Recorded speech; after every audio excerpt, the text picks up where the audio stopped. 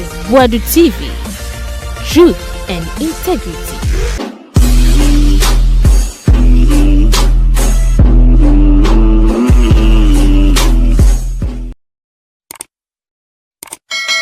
Tokonu demonic being. Bonia or did do on my way. Took 3 class heads. My AFP before and a year press conference there. Kate Jamfuwa and the galamsey S31 forest. Oh my God, Jesus Christ. Kate Jamfuwa and the onbody din.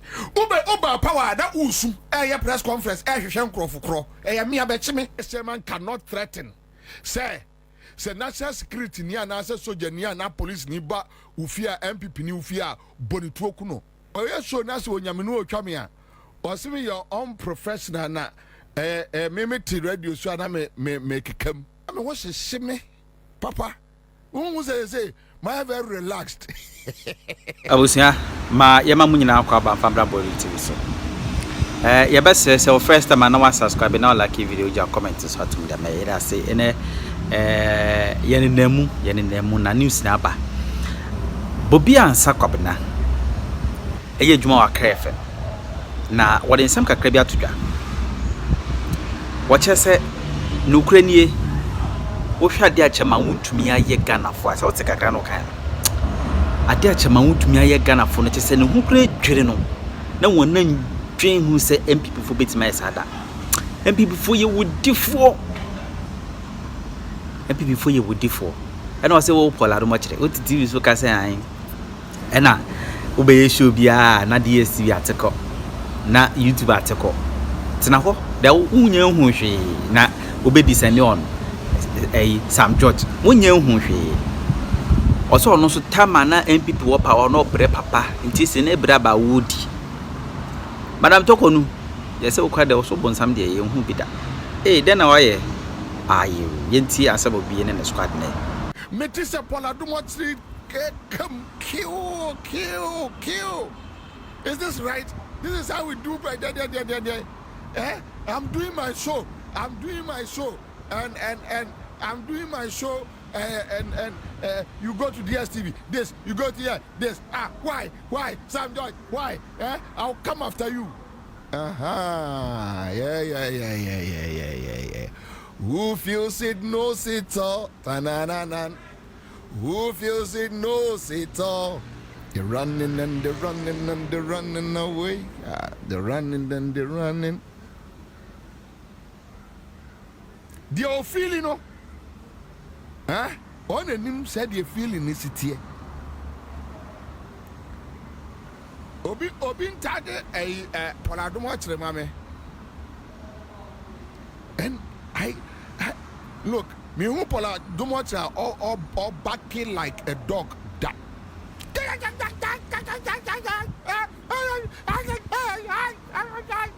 I was yeah, you will start backing. Oh, I know say, you my seniors. But Kwame, look, if you ask me, never wish evil. For Obia Odu Paul Adom Otchere crowd dey be am in be age. Kwame say fa kan change. Look. Me eniema asiwa asasu esu Kwame. Me nko Jehovah Witness. But me ya gie de so nipa bia asasu esu utimi nya wakatua. Though I believe me if you me free mu ba ne said ye si etete me no.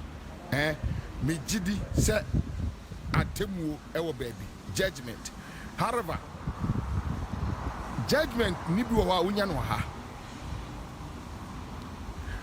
When I had my issues with some political party airtight Obi on radio no, I was just like 29, 30 years. I was Empire FM, right? Sifakai was older than me and thought he would never get there. On the other hand, now say me say PK upon my betro. Ten Father Dixon and at the end na Dabio. In any case, why na NPP ni chai me aminu ya Nanya Akese. Nanya Akese is my younger brother. I trained him. Why na NPP ni chai? And he said, if indeed Father Dixon serve NDC interest, na oyise fakaya, no di Nanya Akese atna ho. Ade what be that? Ade what be that? Idea we who got TV way. Even I got this as a baby. But you see, when people are frustrated, logic becomes a very expensive commodity for them. Logic. It becomes a very expensive commodity. Logic. When people are frustrated, confused. Intermediate, me call bremu na meje medio. Kwa msiwa kaini nkokura bremu. Paul Adom Otchere ese tawa no mo power no. Oye show na so onyamenu otwame a. Osimi your unprofessional na me radio so na me kekam. Paul na me wo hye papa. Who say my very relaxed. For who say my hair relaxed. Na me wo yira me. Tina me kekam wan sa. Wo for mam spe. Antipo Otchere Dako Antipo 4 months spell.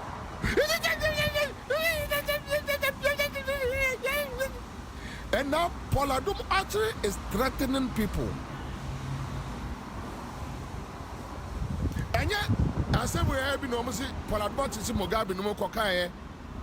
Now almost patch so ombe repubi. And yet we have. Paul Adom Otchere now has the guts. Or the guys say we're free insult or the threats. I'll come after you. Yeah, a Akufo-Addo time. Won't be canceling way enter a Akufo-Addo minister and get up. For Paul Adom Otchere picture to her. The picture I know she's sketching. No, she's sketching now. So yeah. So o free Wales na bow. So o free Ireland na bow. Fa to amam. Antipo.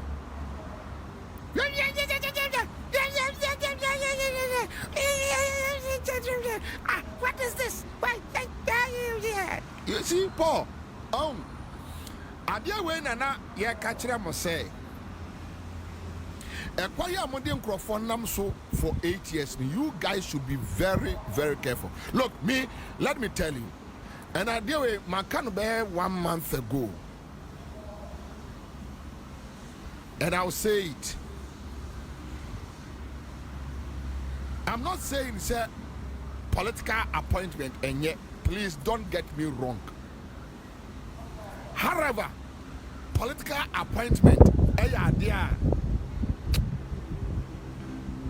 many said that embrace. Why? Because idea free you become so useless, you become so stupid. If between you and Abua, difference behind him. I have been with politicians at the top level. Macquarie elections. People are more power, lose power. At once on one be free no done bibi basa.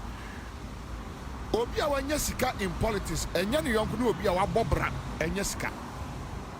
Listen to me carefully. Obi a what through politics no so aye yi. And they said me and they said the guy what da ko be gina ho. And I said Samuel Oku ni akitwa Samuel Oku. Samuel Oku pa only UN Secretary General only there. What is it? Only any track record say only no Bobra say because me saw Samuel Kunsa, so I know him. He can only deny in public, but between him and his God, he can't deny it. Only media maya man will say. Me 8 years, I never went to Samia Okuse just even 50 coin. I don't need it from him. This is Paul Adom Otchere, anti Paul. Mama skirt in him anti Irish Paul Adom Otchere onye anti anti Paul no Samra after no osua adwuma no foforo so my adwuma you see that yes small boy you don't know that thing I am teaching you that thing you anti Paul onye also ni wedding no abrofo de proper into no anti Paul be raps no ball rapper or boy your friends say pampers no boy the rapper also anti Paul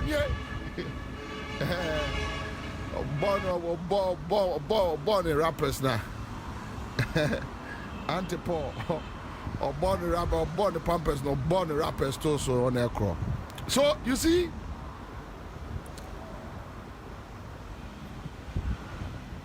share no fatuso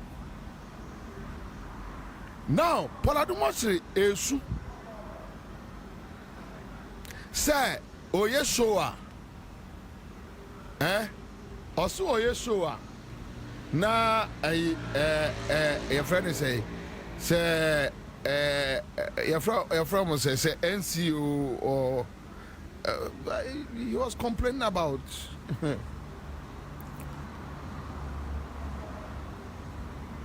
and sa kwai we ye bi na Paul na mon crofon de enam so ne e ka kire mo sa ade amoye no mon hwe ni you today Paul Adom Otchere is back here complaining same we grad Sam George no nyanru radio station adunubandundum ni so closing down of radio stations no munyanru ho Paul munyanru ho edi Paul monyire mo sapom omunyanru ho say bro omunyanru say bro omunyanru ho edi kwa kuma to yem yengo tie ne lamentations ni bi yeah I mean I'll come after you. Do you understand the word I'll come after you? Do you understand the word I'll come after you? Or no, you go after Sam George. You see, I have come to realize that and this for now or my say you man will move you on. Me say for the time you cannot threaten a minister that I'll come after you. So you're a radio presenter. You're a broadcaster. Then you sit on your platform and you tell a minister that you threaten a minister that I'll come after you. Kwame, I'll come after you, no? And explain it. Get their lawyers and our lawyers no be explaining how you want to murder that minister. I'll come after you. And this stupid boy, this foolish boy, this Paul Adom Otchere, this stupid boy, this very stupid boy. Oh, Paul, but it's so sad that we live with people who always think say no, say a papa bonio, it should come from them. It should not come from any other person. And it's fine. But nobody should say the same.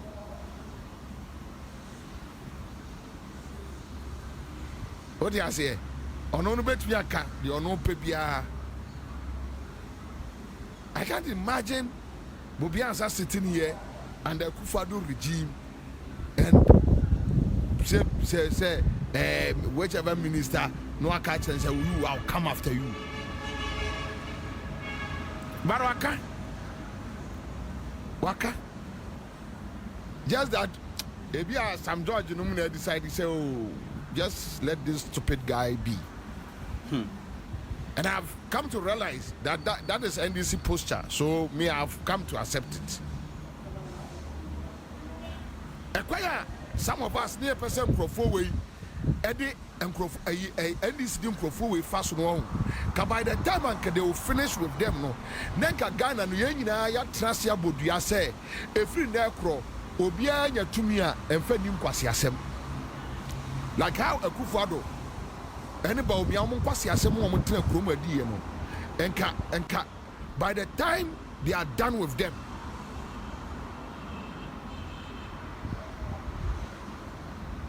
And they are lucky. They are lucky. In any case, at least me first pa na me ni MPP ni Adam for say me ko MPP ni Madam for no I don't have. My only two friends Omarewa de ne Abu Ramadan. And even with them we only meet at our meeting place. Asa me Abu Ramadan me nim ni fi. Omarewa de me nim baby ote. But I think they said we will make efforts to have some few friends in there. One national cohesion. Yeah, one national cohesion. But here is Paul Adom Otchere. Paul. Get time, bro. Let's sit down. You and I. Let's jaw. You see, at the end of the day, now you catch them and say, at the end of the day, no, and yet. Say unprofessional. Today, you are forced to threaten people on live TV. Or management 10 cash in Chile. West Africa Media Foundation, Omonte. Now you are threatening to kill and maim and do whatever you want. Also, Biako Xiao Airport. Say we are so be any brea or the oil. Also, any brain, no. What yet now we issue threats to people. Then Kenya Ghana pa politics. NIBB or what? Paul. Whoa. A quiet case and Kedipado Faso Crano and Kabua cry. Cause Bonia Moatra Chromo Edino.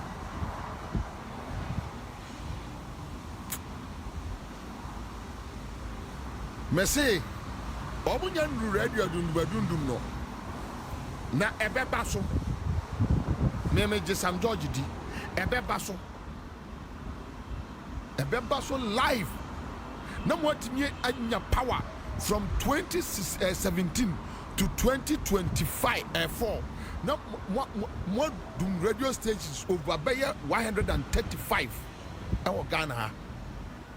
Season for radio license na mo afa mo de amamon crofo mo jiwe a radio license na mo de amawe mo je we mo de force chim crofo sa jim crofo japade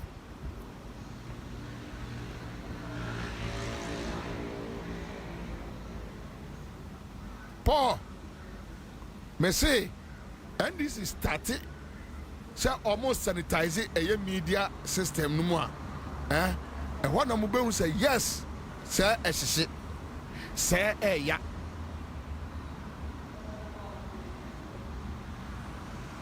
Look, meaning be as radio, yeah, oh, say, yeah, friend say, Guy, no, BBC. Was he with BBC? Okay, board chairman. My friend say, Nidinka Mitrimuda. Or your board chairman. And a board no approve as radio frequency. And on one is a managing director or CEO. Come away any conflict of interest. yɛno nko a ɛyɛ basis a ɛyɛ sɛ government ɛde seize asase radio a frequency yɛno nko a. The board chairman ɛyɛ a wɔtena so ma wɔn approve the frequency no, the board chairman no ana sɛ na ɔsa yɛ CEO. But I know maybe with God watching the connections, they will just, gloss over it. But me say, me just some George D. In the poor, but what was so? No more time, no more pampers. They said they be said they bought pampers no. Kwaku said chiado, thank you. Kwaku said chiado, thank you. Kwaku said chiado. No, your board chairman. NC. Then I say see you. Edema Assassin Radio. Meboa. No, say on air staffer. Meboa. Edema Kwaku said chiado. Yeah. Ansah Bobie near the Mia board chairman NC. Namia issue your friend is a license. Ediama Judicial. Na Judicial so I employ me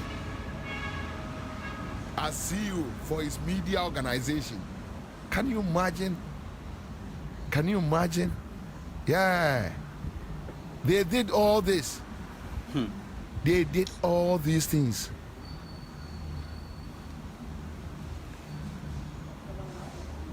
The poor baby I shall say free no. Su. And when Sam George and his team almost settle, you go see Welenga.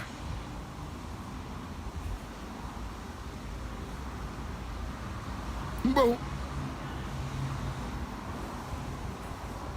You guys, you are just dealing with the NDC dopes. Some of the people normally no corrupt, right? Kwame, obia oye chromophobia no believe in middle grounds. Some catch them. Answer Kwame first part na me can wa say usia media practitioner bi o catch us me neutral or a criminal or a thief or a cromfo. Anywhere in life, ubunu obibe meet and the any stand on an issue. Anybody a cromfo. So when you meet politicians who tell you, oh, then you know you are talking to a criminal, because at the end of he is looking forward to do same, right? And for that matter, only any interest to apply the law. And that may catch them say the reason why politicians tell you that, oh, Charlie, politics said yes, when you want to compromise. But only say I didn't read. That's what the crania pro now a red. Ubo say bed in be a fruit so a white. No is no, yes is yes. The simplest way to have a peace of mind is when you are able to say no and yes. And you know yes. No yes no was so titebia now to power. There be an anti ya no yes no uti say onya no kwafo ntino untimi finance for monka there be ane ti there be an anti yes now ti power and there be a unye free person. Yes, you manage to use it to get money, but you only inner peace unim say onamo you are not a normal person tilting towards the certain government. Obviously. So oko sengonya full tape na ubon say or sign mentioning say on tiase how ye judicial system benya say dino o ye dey long tape dey appetite na hwe o guys o kaso so say unanimous FC, yeah, he said it. Unya full tape na. He mentioned on unanimous FC, Pandapa. So the NPP, we are Ghana Nina Utemia. Listen, let me tell you something. Kwame MPP for they know more you know enya bibia. Look, many MPP penny BCI and make on my Facebook page. The MPP and their people are pained and angry, not because NDC we knew, but simply because John Mahama and the gap. You're not cry. They know that everything they are talking about is trash. They know, the MPP people, they know. And if you want to know that MPP for anymore, Kwame, just go back and watch a year Afenyo Markin and in Team Fojo. When Afenyo Markin reprimanded himself, what's somewhere then, don't worry. I just want people to go back and watch, and a minute time. So they know. Ghana Fabu TV, they know. And now they have decided, say, Omubeye de ma de EBCSC. And into the market say, the MPP, they are just lucky. Sir, almost second, a vice chairman, and some why no, a housing, you know, Nidini say. Alaji bibi no. Why are lucky? Why are lucky pa? Why are lucky? Na de wo mitima menim se why are lucky ni de menka. Yeah, current system no favor no from where he is coming from. Because a political party, national vice chairman cannot threaten.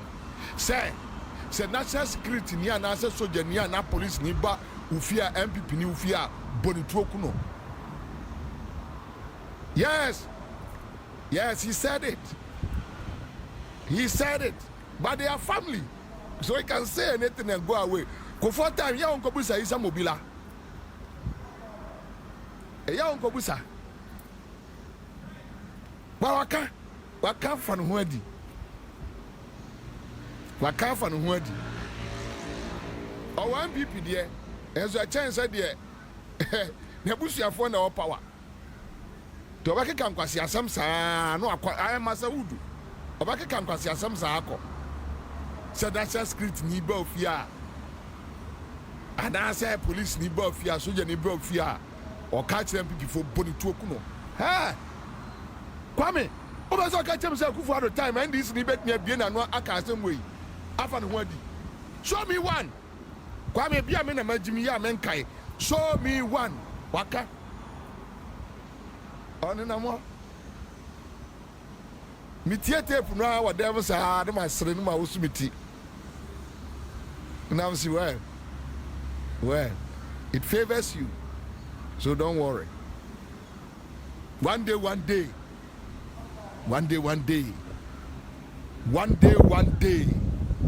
So you are dealing with those. Indeed, kikako. Then can we see a jagraja for you be prepared one? Kabon say yes. Kabon say yes. And can remember about fear no to 2 o'clock. You see, sometimes it's sometimes a yana me say Divine Williams. Thank you. Ebina William Devon Williams Ekano. MPP for kasa rough. Kasa rough. But Kwame, on the other side too, you just look at the whole issue and it's like, well, at a point in time in a country like Ghana, you need another side that omukura calm posture. Because if you are yemu binwa and you know the ashemwa the BCBS,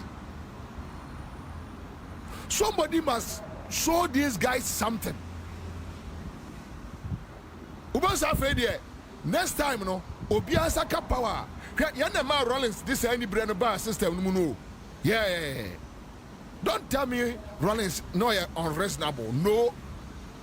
Because that UP tradition, that is the only word asɛm baako pɛ na ɔbɛte aseɛ finish him wie no that is the language they understand. They don't understand say you're friends. No, they don't understand. They don't understand.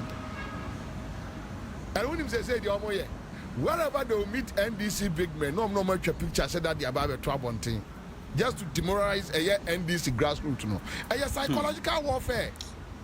Yeah, a psychological warfare. Me these days me said them more, and any time I see those things, I laugh. Sometimes I just sit in my chair and laugh. My TV kakra na makoda. I know be can that Masaudu guy. You saw na order any past 6 man. I don't know. But you know so smart say JM can many investigations. And I know JM interested. But you're very interested in that matter. And I can assure the public that John Mahama will not allow that issue to just, slide. You don't dialogue with a treacherous person. That's all. You don't dialogue with them. You don't dialogue with them. You don't dialogue with them. Why do you want to dialogue with somebody? I mean, I didn't want to yet. But let's come back to the matter. What is the issue? Today, some crowd see John Mahama. Pushy baby unconstitutional. So I'll pick it one by one. And Kwame, so for Domelevo, a Kufuor picture, Fatua Mame, quick one, just Fatua. But before that, give me the full story. For full story in the tour. Ghana for me, one day. So there was this man, now Auditor General, right? Now, your friend, Yao Domelevo.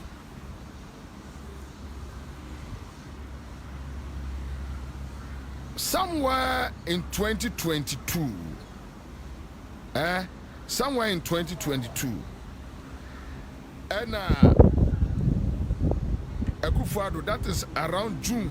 Let me see. Yeah. No, 2020 June. Now Akufo-Addo say, "Ya Domelevo, and proceed on a year leave. Ne accumulated." Leave a word change and on come off also no. Sir or pedapamno and leave no Edinburgh could run near retirement a year age. And that time, not Domelevo, I shall see a year a jubilee. Now this is the story. Maybe I told me the story not to and this for Ghana for Bian Peke and Fantra Ghana for and Fantra people for no Kwasiakano. So this is the story. From City Newsroom, another portals carried it. The Supreme Court has ruled that, okay, so this is the caption. Supreme Court declares Akufo-Addo's directive for Domelevo's forced leave unconstitutional. The Supreme Court has ruled that President Nana Akufo-Addo's decision to force former Auditor General Daniel Domelevo to go on leave is unconstitutional. In 2020, Domelevo was compelled by the presidency to take 169 working days off accumulated leave. The Center for Democratic Development and 8 other civil society organizations who described the move as an affront to the independence of the office applied to the Supreme Court for a declaration that the action by the president was unconstitutional and null and void. The suit filed in October 2020 was necessitated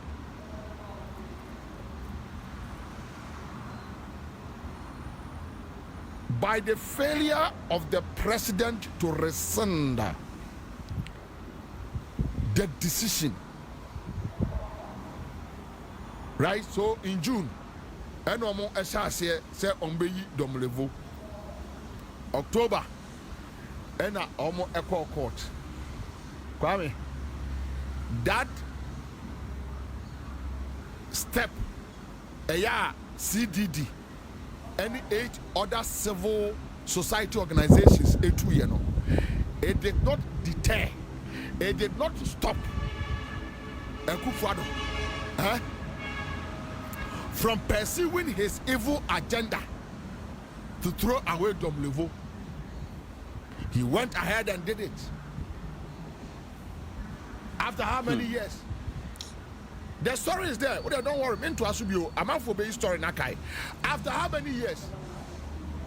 After 3 years, Ansah judgment by in 2023 that the president acted illegally. When no almost say obunim law into Obiko court about the CJ, and for that matter, the president, His Excellency John Dramani Mahama, and came now court no and determine whether the president can suspend the CJ or not. Now court to do then the president will just do whatever he wants to do. Yes, MPP. You can say MPP niya bottom where your bottom niya. Oh, now say I'm a person me yeah, friend say, Adom Otchere no more power. No say no more kasaboko. Me person me yebi. Now me try and try. Me yeah. We think before we achieve. That when me guase. Now after you go see a poor poor ne. Theokra no more snow. Who do a machian when Maguase? Sankrofo, this is Domelevo, this is Akufo-Addo. After how many years? Ansana Yabeka say,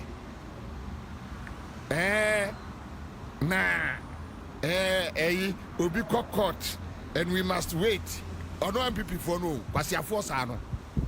We must wait. We must wait and allow the court. And after the court, that's a massacre. BBC journalist or one I was here. I'm a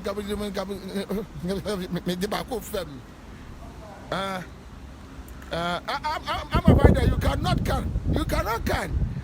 Now, I listen to what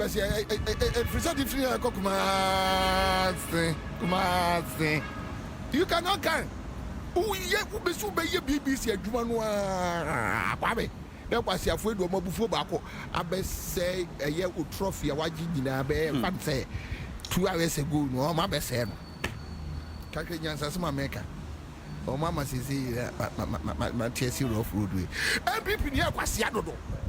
Sorry, yeah. A problem will come in. Tina and say, remember, Mano. Cause almost say, yes, I cry, Jubilee House one, honorable, no, almost mammy. Tina. But would the Crofo actually any honorable Runyanye? Omokasa. You see, sometimes who of you now till one argument, Libya. Now, a yourself a megaphone never none to chrome the casa.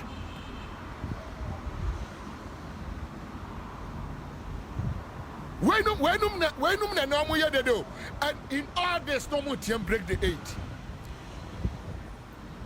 In all this, no more team break the 8. O canona Akufo-Addo catch now say, O Kakrania, O Satepno. Oh, Bashaba, Ethiopia, Yabako and Sa. What can no, Caro Jai, and Mesroa.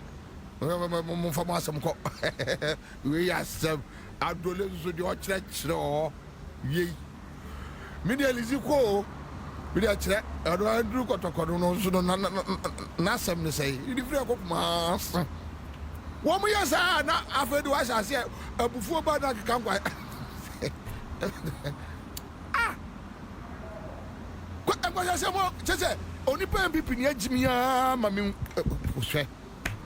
What must I in Castle or Mojimi? Now say, MPP Penny be frame say, as some make a beyond me yard.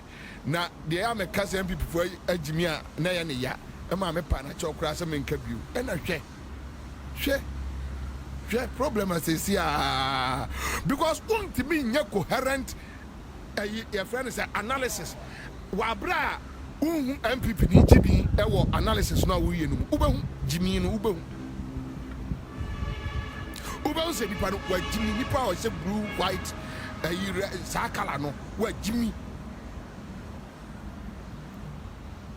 Now, when it's coming from them, it's okay. Oh yeah, you know there, yeah. Yeah, Tiamuni, you know, almost your back so sa. Your back so sa. Second video, no. Fatoso, mame.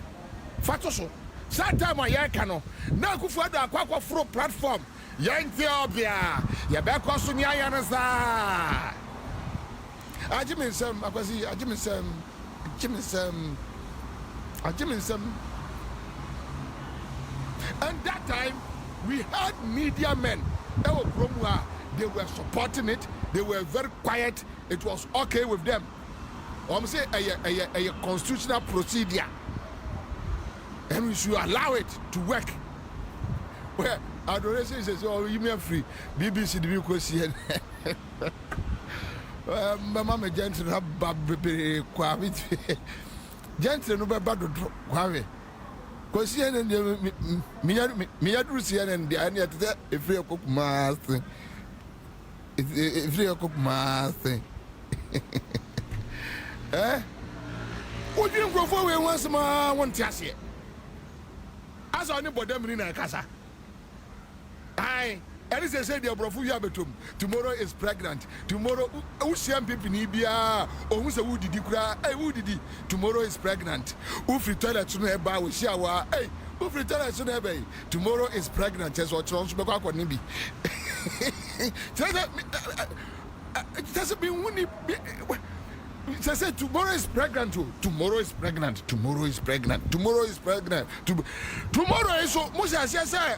Mo what is Sukunde every 2017. Why nyim sa 8 years not the sonim. Tomorrow no why nyim 8 years. Okay, say tomorrow no so enya a miscarriage upon her.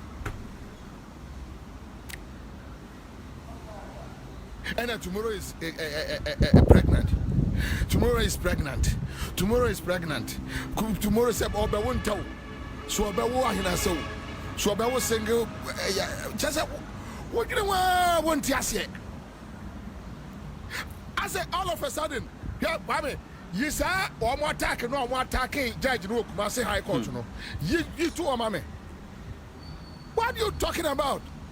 Now, yeah, that's what I know. Yeah, dear mommy, before you cry, yes, my bad, you man, no. Now, I'm not going to Rollins, judges, and I come right to say. There are so many ways to kill a cat, and I CJ so. Kwasia, or bapping for judge at the Akumium Kumase, and the Mosuma boys if you could find a got to say so. Now, I say, party national chairman when you mean, secretary, you for guys and you were Jimmy David, a year friend, or Salam, this way with Jimmy Babadam. I nana be Jimmy, no, Prakono.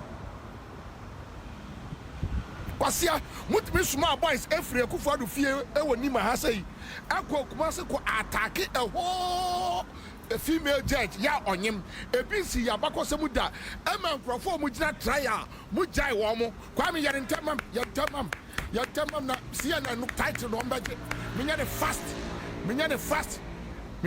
na me team free on amanfo ante ya the fast mam no so man nkrofo free ha akọ ya friend say kumase High Court.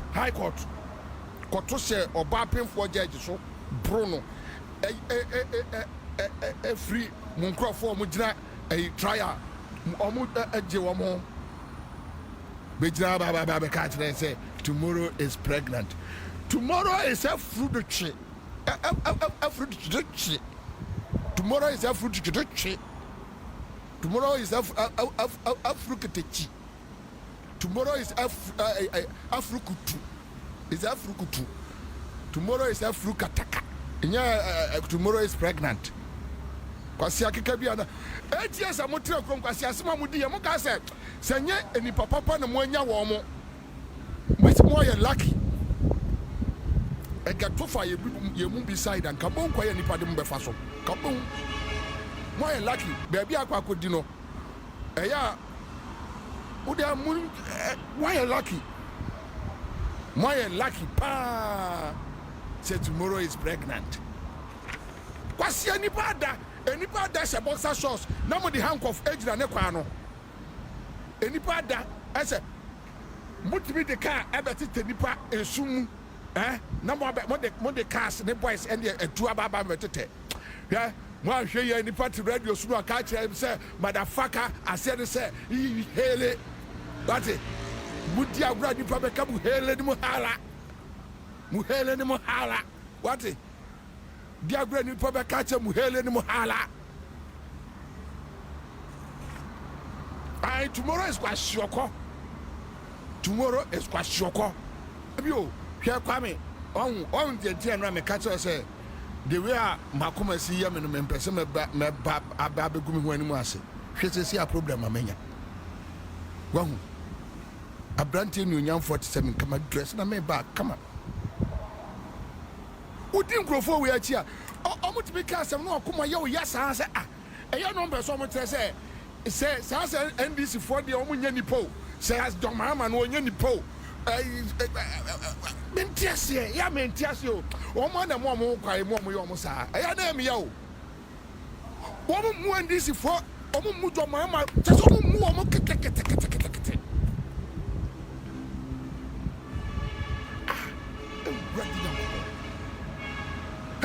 with all this, which we have built no side that oh, there be not minority, we have bomb my and I day. Small boys, bomb my palm, say, yeah, a gentleman, Passia for way, I'm off your market, Passia way, nobody wants us. A gentleman,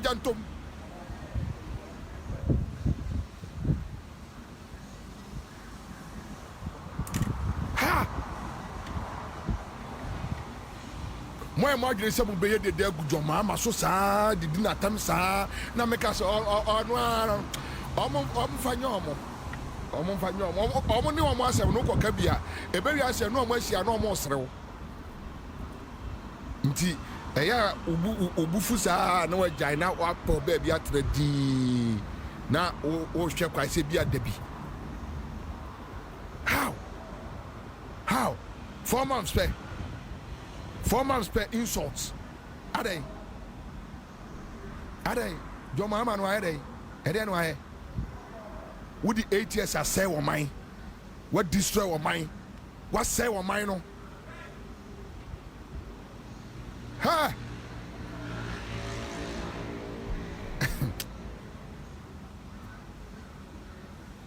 Kwame, COVID-19. I'm going to crown friend unconstitutional. COVID-19.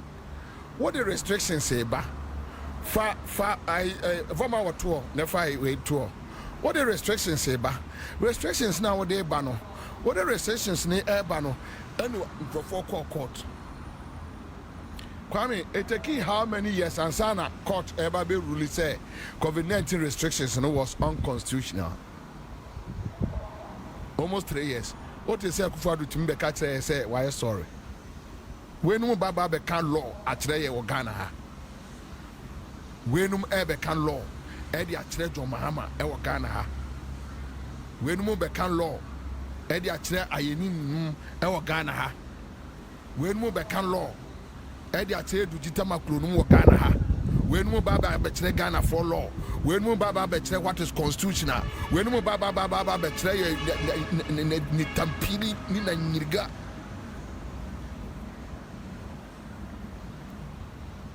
Momo baba betre obi law.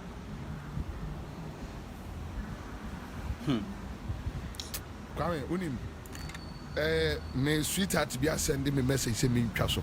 Or say me nko me home. Me fan to so crowd ma me twa so na me nko bo advert. Me nka say bio. Me ba almost me twa so. You free so. Na me twa so. One shot, me the mampon, and you bring no, a baba be share one moswa, and ye cry into them. A chief buying the crowd testament say, me idea mayan. I my castle. Or my castle. Hey, Yamama, a chroma, Yama trade law. Say, Obi fa law and Yajuma, Naya Kotia, Naya NPP for the Eka. Oh, Nanka ya frantɔ for cry na can come there send come any problem. And I said, be a cheddar cry chidifua. NPP ni ono nani abre. Ada ya tokonu. Nandi si for no ano. Minim. Me mabusa me hoda say enti enkrofo ame no omo call campaign any. You see, look, me yadia. When it comes to loyalty and commitment, me yadia me commitment to it, and I do it to the fullest. Especially when I'm fully convinced. Ntisa udru kwamwa nani amani bi wa adwene ho busa say what am I seeing? Galamsey akonta mines. Yes, so I'm practicing illegality. Endi Wontumi on na ho kasa ye dey. Kwame Mate company na Mate no me dey fraud. Mobile ya abetwa company no. And I'm here to company now.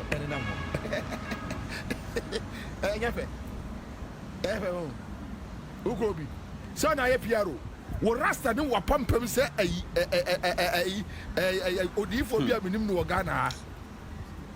So mbeti no ndave. Anybody, and it's true. Then this government is not lying. They are not lying because before NDC came into power, there is a comprehensive report by Abu Jinapa, an indicted Wontumi Kromfowey. No veteran, no who switch there. Who's here, no? No, I can say what no. Yes, we know. Do you think we don't know? Ghanaians know that I contact a mining firm. Illegal in Tino to Abanamao. Do you think they don't know? Do we need a press conference?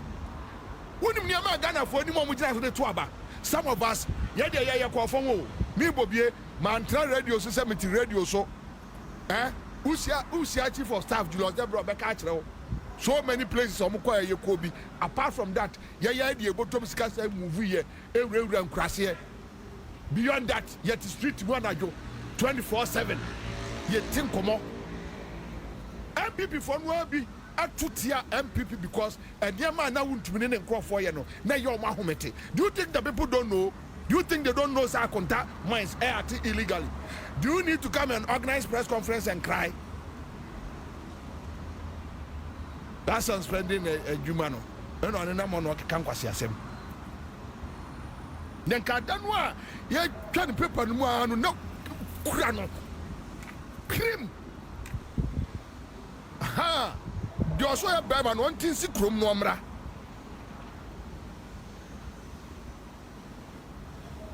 The ref is almost testing me, Seminia Casa. I ask him. 170 be a big boom. For statement, say, Mammy, and let me work on it. We are Minister of Communications at the Presidency, right? Honorable Felix Ofosu Kwachi Ofosu. Honorable Felix Kwachi Ofosu. We released this statement to be on Damang gold mines and coal mininis, and I think it's just right say my public know exactly what is happening, and that's how we do it when we want to activate the BBC standards.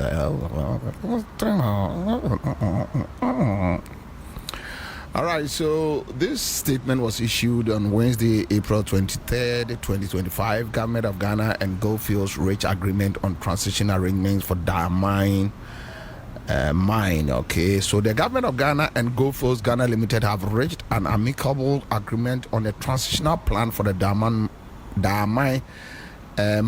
The operational modalities of the transition involve issuing a new 12-month mining lease to Goldfields subsidiary, that is Aboso Goldfields Limited, pending parliamentary ratification in May 2025.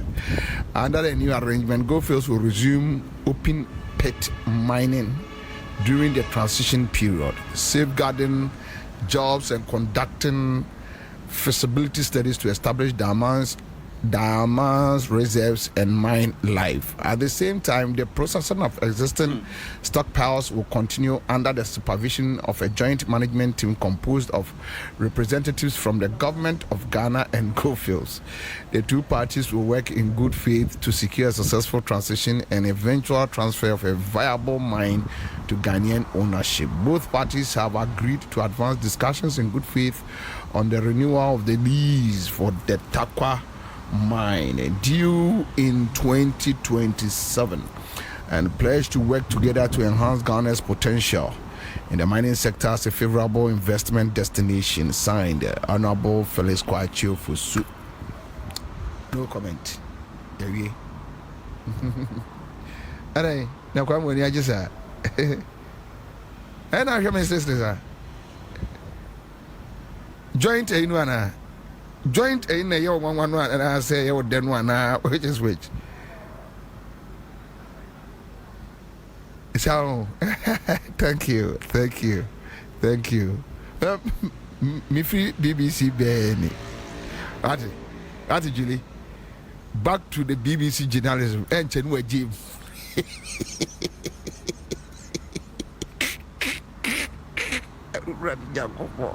Yes Christ will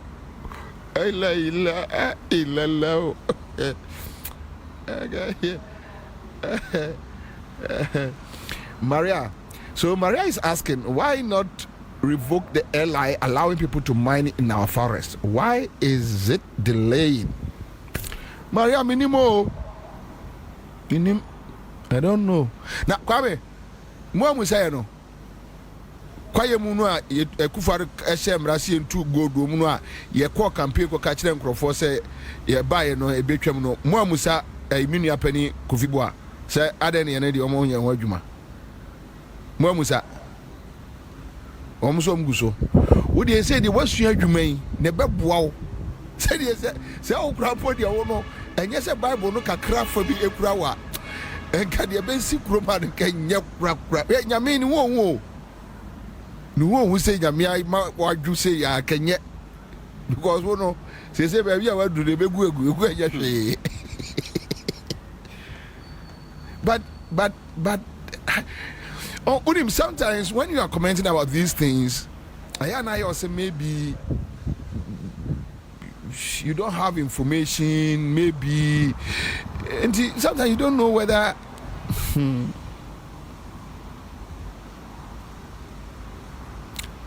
wanna make you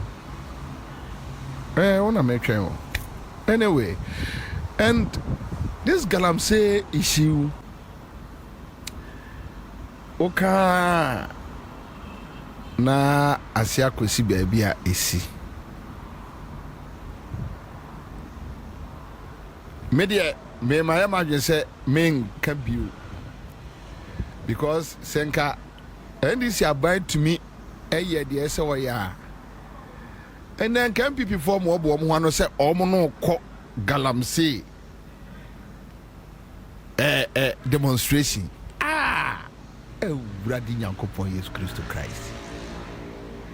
No problem. Me how be a within 4 months so.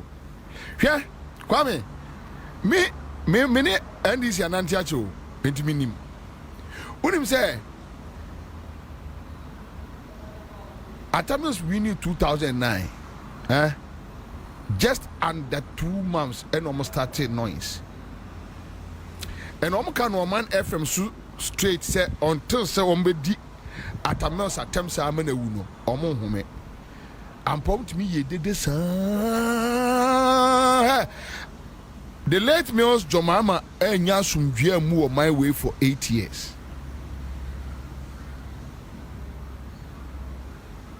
And tonight, some of us near Phyllis and this year's more lessons.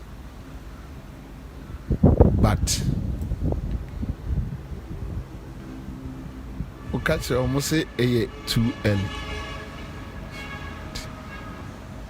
obi odi wako full length osomu 2009 February. Okay, omudi free economy. No omudi be wura Mr. Doolittle. Armchair president Oyari Obewu. Etwa mu saa no omudi be wura wo yo me. Yeah, you see, you are dealing with people. They are very deliberate about their next plan, their next action. Sa Kumasi incident here me bo video no. Say yan this ne koye sa and NPP forward be mo kombe organize lecture. E wo University. Yes, they will do it. Ombe organize it. How the judiciary was under attack under the NDC regime. They organized symposiums and Omba Boka Omunusikano say and that is why they have become an organized criminal organization. NPP is an organized criminal organization. Right? The reason they say when they steal they almost use no. I don't know whether in this form we be and also but when they have money, they don't know how to use it. They only want to dress and buy cars to show NPP say almost they have arrived. They want to tell them we have arrived. You almost send you bit me a shibi car. You know, you're challenge of life, no. See, social life or politics. It freak my side. We know. They're always there. What you say, the father still a kakakra. Nothing could be. They sit and plan. Always they have a plan. They don't know much as you know. Send this young Pekwa be and Frankrofo and Faswa. A best shocking woman. They know their language can travel far. They know.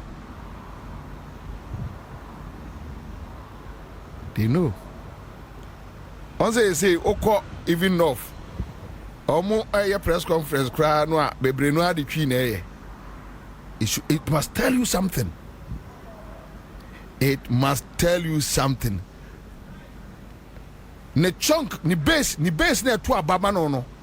Omo language ne travel far. In the nipa we so be say wa on. Ade obeye wo no. Ube yeah. 8 years. Mills Mahama. Omo ani anyi da. Ebi no ma sha ase ye omo no. Ebi apepepe no ma sha ase ye omo no. Now you are telling me, say, Minerals Commission. I'm gonna say Akonta Mines. And your Minerals Commission. And I'm cancel. Say Minerals Commission for the church and my bonny NPP for galamsey munyasa. Na you see what one your money na ye. Oga come some there you see information. Yeah. Kolo 79 your friend say PNDC kolo mentality you didn't tell your information in your area near information that you have no information and award answer no apam no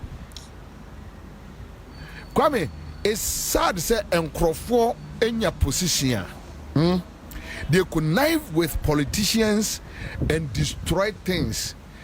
Nefunti obetina ho adi. Onim say next government ba they hear na say obetimi maneuver the way. Obesi atena ho.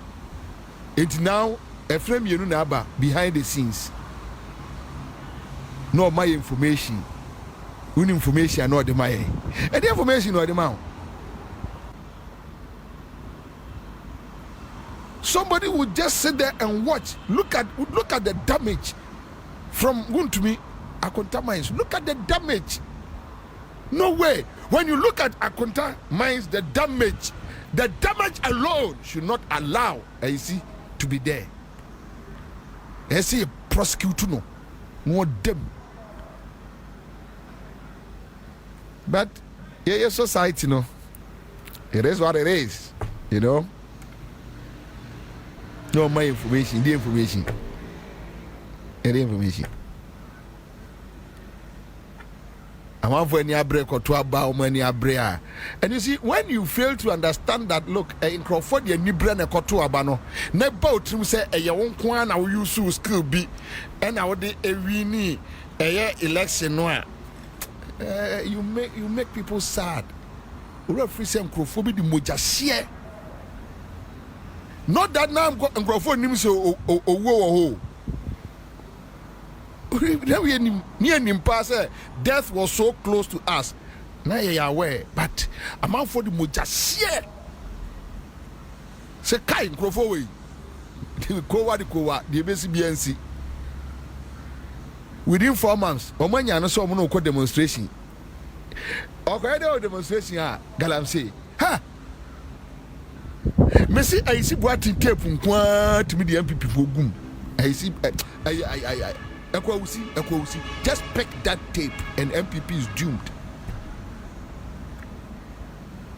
And go sorry for media former media for certain platforms are more.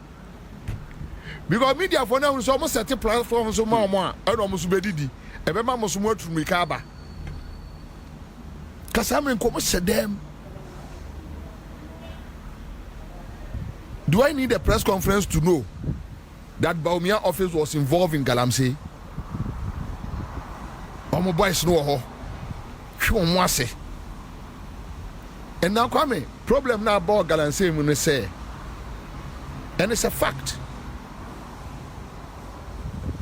On say Langas for ne sankro for no do yes adwuma no. I'm not talking about the top. Make a form for no.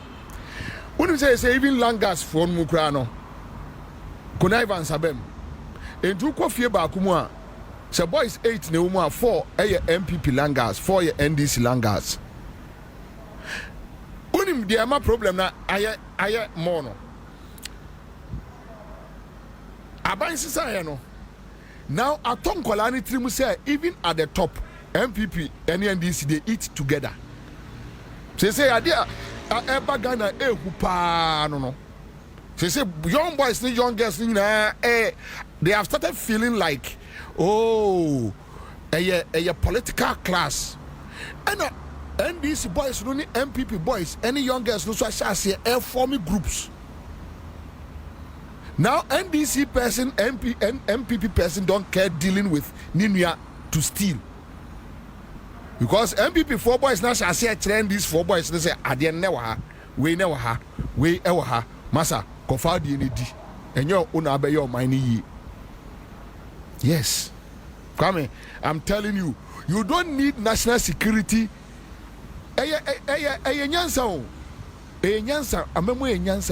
don't need any research bia. Now, Enra Senansan, and namene your friend say Musa Dankwa. He didn't come away with phone so.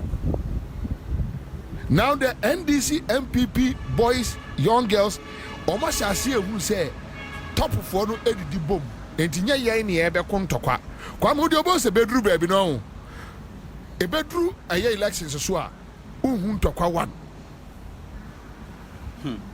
Ni nyina ne say buame na menwia bi. Na meso memu na wia bi. Na ye move on. That's all. Ye na ma galamsey ne aye den no.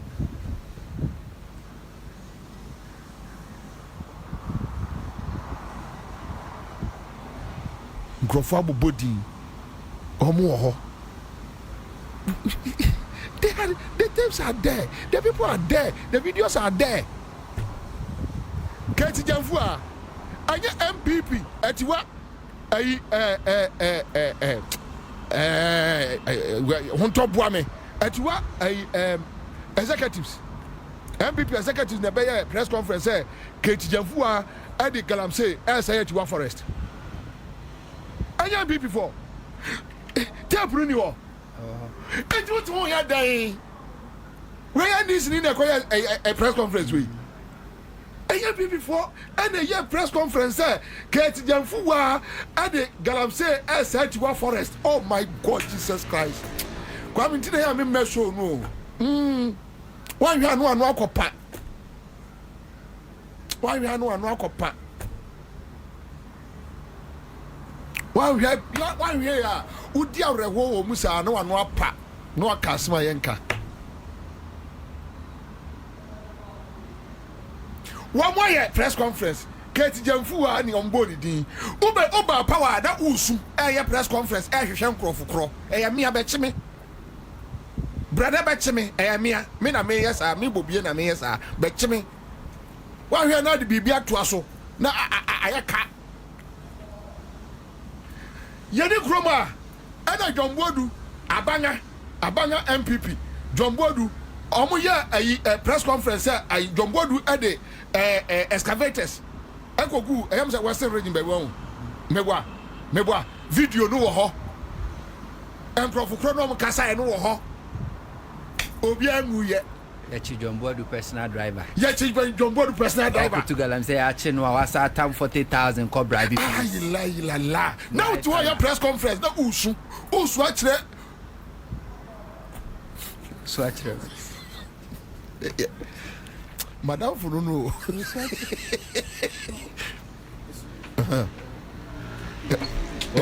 What for what's your president? Bra. Who there's so super duper. So about 1,000 over Fiapa. Kick out the other side. Cut the other side. Kaka. Why shed I say Usu? Why they? You bo video bay. You bo we Adom Mine. I know must say. Info ni ben wa kuntamani ni mo. Wo dey want to jano. Wo dey want to jaro kaka. Iti. You bo video ni we.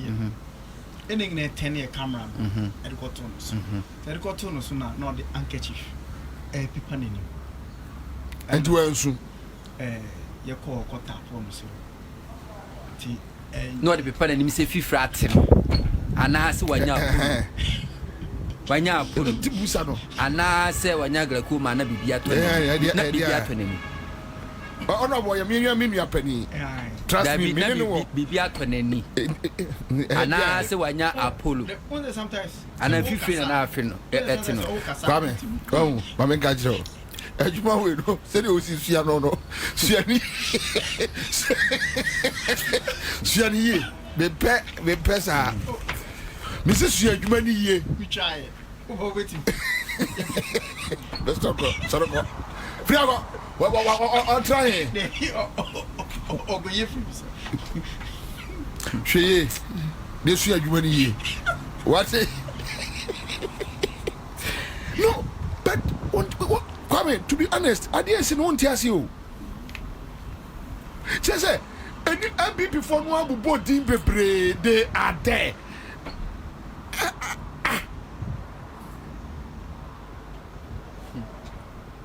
On talk about, think I said you, and issues no, Osno Mami Tokunu, and a galamsey no, Mother Moncasa, Mincasabu. Yes, I put me there. A young come to no crack a Yankee movie anyhow. They say I buy a BBC journalist or Ghana and Munya Bank of Ghana. And please. That's a good microphone. I want to one side the microphones and I'm saying the issues and the discussion. Galamsey. And to me, by me, too, I'm so already. A BBC press release nam CS and Professor Bank of Ghana. But in my young salmon could be. Yeah, I that's a Bank of Ghana. That's what I don't know about it. Twas so. You room one, I mean, the Oh, my boy,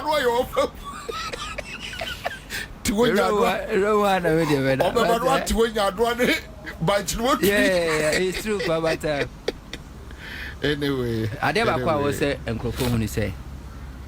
Na no bibia wa follow yen. Me kasa yen a me kyerɛ me kyerɛ wo. Michelle Listowo, Michelle Kofi Buah, Michelle Charles Makati. Obi bia wati e bia nim se ye no ye sika no e nifanu me open crofo politically ma do mo pa ye NDC for encrofo ma ka o ma sem a expose o mo pa ye NDC for. Even when NDC was in opposition, I was still. And a new thing. Say bio NDC about power. Say bio any fighting for 96 months. Na party about power. Na sebio sebi. Say kwasi bi wo mu na wo jimia. E man nye etiefo won say a time will come. The gun will be pointed at those and then fired. I'm on for more timelines. Oh, that's how it's like, you know. President Mama asked for honeymoon. Honeymoon, no. Now, or say labor organizations, you know. Say, be a pepe, a Katian Tumono, or Munya, but turn on to Tonyama. But some of us, we have given the government a honeymoon period. And today, of course, when you know, or more, my shall see a 2 or more pack. Say akokuna say bi abon ko adu so akofo hene ire no mra himfie be ni ho anu a okọ to pa information amanfo gada no my man say nobody should sit there and say bi because we struggle we fought for NDC victory and for that matter we didn't say for no the time is fast approaching. Yeah, the time is fast approaching now. We share the so-called pro-NDC media. Ubia meka say baby wa share like corporate affair yeah. Oh no. Oh. Umfa de we ncheme. Da bi nya wontina make no am prank am. Misreo. O de ma fan say enyo na host. Da bi we de fan say. Ma me Kwame. Da bi fan say view. Kwame wo he nua Kwame menka. Misreo. Facheme. Yes, sure. Why? Onua penyi Kwame menka. Oh no. O de me no wa facha me nam din facha me Misreo. Enti na mapa acho no say eye opinion. Enka normally no be opinion yen kan say untimi kan opinion. But facha me. I know, but facha me. I found say bupa. Enti na make say enti na use the word facha me. On say your facha me me ma on ka me ma make say me ma on ka so cast the body bi. Oh, bira facha. Facha me. Facha. Because your honest opinion and nobody should gag you. But facha me. All right. Facha me. And yes, if you so ba nyuma e dey obewo. So wa ngo krata am so no anwa e ni CS. E be you know. Okay. Anyway. I mean chat you for na. Me ma tie for nyina so aha. Me gidi so bibia pomoye. And run so in a toilet intama e form awo. E form afo. Enti futuro na ko form. Yeah. Enti ekuya form nim say by this time dey obia e sha so odi na buru ko form. The old dia ntosi so. Ebe sha si edua me se twedi ampo nyankopɔ so nto ne nhyransu. Amen. Emfa nwo bia mfudie so. Na enye ye na kwani bia so momode aso be take advantage of the Feed Ghana program. I'm on for ba. Yes. Okay. Yes. Okay. Take advantage of the Feed Ghana program. Feed Ghana program they say or even backyard e wo fie echi asase ketua bi woda na ni mo kra na nkruma na betimi adua nana obetimi adua. Ghana ha say JNAID or Ghana ha ne de do Ghana ha just 42%. Eye tomatoes ayedi or Ghana ha. Tomatoes ayedi or Ghana ha. The any anka say do just 42%. Eye mako ayedi or Ghana ha. The any anka say do 38%.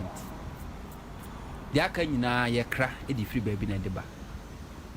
Yes ye mfichire nyina wo di nkrumasi won mu a yete mako yete jene ye betu na se kra sa na mani nyina eno na Feed Ghana number say obi bia mfa no honjim enti so wa asase ketua bi o wa asase kese utimi do honjim aba na beboa wo obema o seedlings obeboa mo nya fertilizer Obeboa mo nya Greek extension officers a omo behwe a supervise se okua na bibia akoso wodo no ban na eba do so a na ebro so a aban beto de abro so no de asie ho ye din a na de aba system no mu se de be ya Ghana ye ho nchire yen. Every year Ghana spend $2 billion on this food and chicken importation. Tomato kwa $400 million. Jane kwa $200 million. That's huge. Yes, every year. Na sanya ma nyina so se nyama yetimi ya wa hama yeyi. Demom ye ni yemfa nko ho. Enne won se matadi. Ye she new program ase. Aya to the Akuafo mu original TV. Ye track Akuafo. Oh, okay. And then I'm gonna start. And then you go shoot. Okay. But Mumbai any time. Oh, from next week go. Like day. I mean yes, day Monday. Time. Hopefully by next week Monday. 7 to 8 p.m. on original TV. Okay. Not Thursday.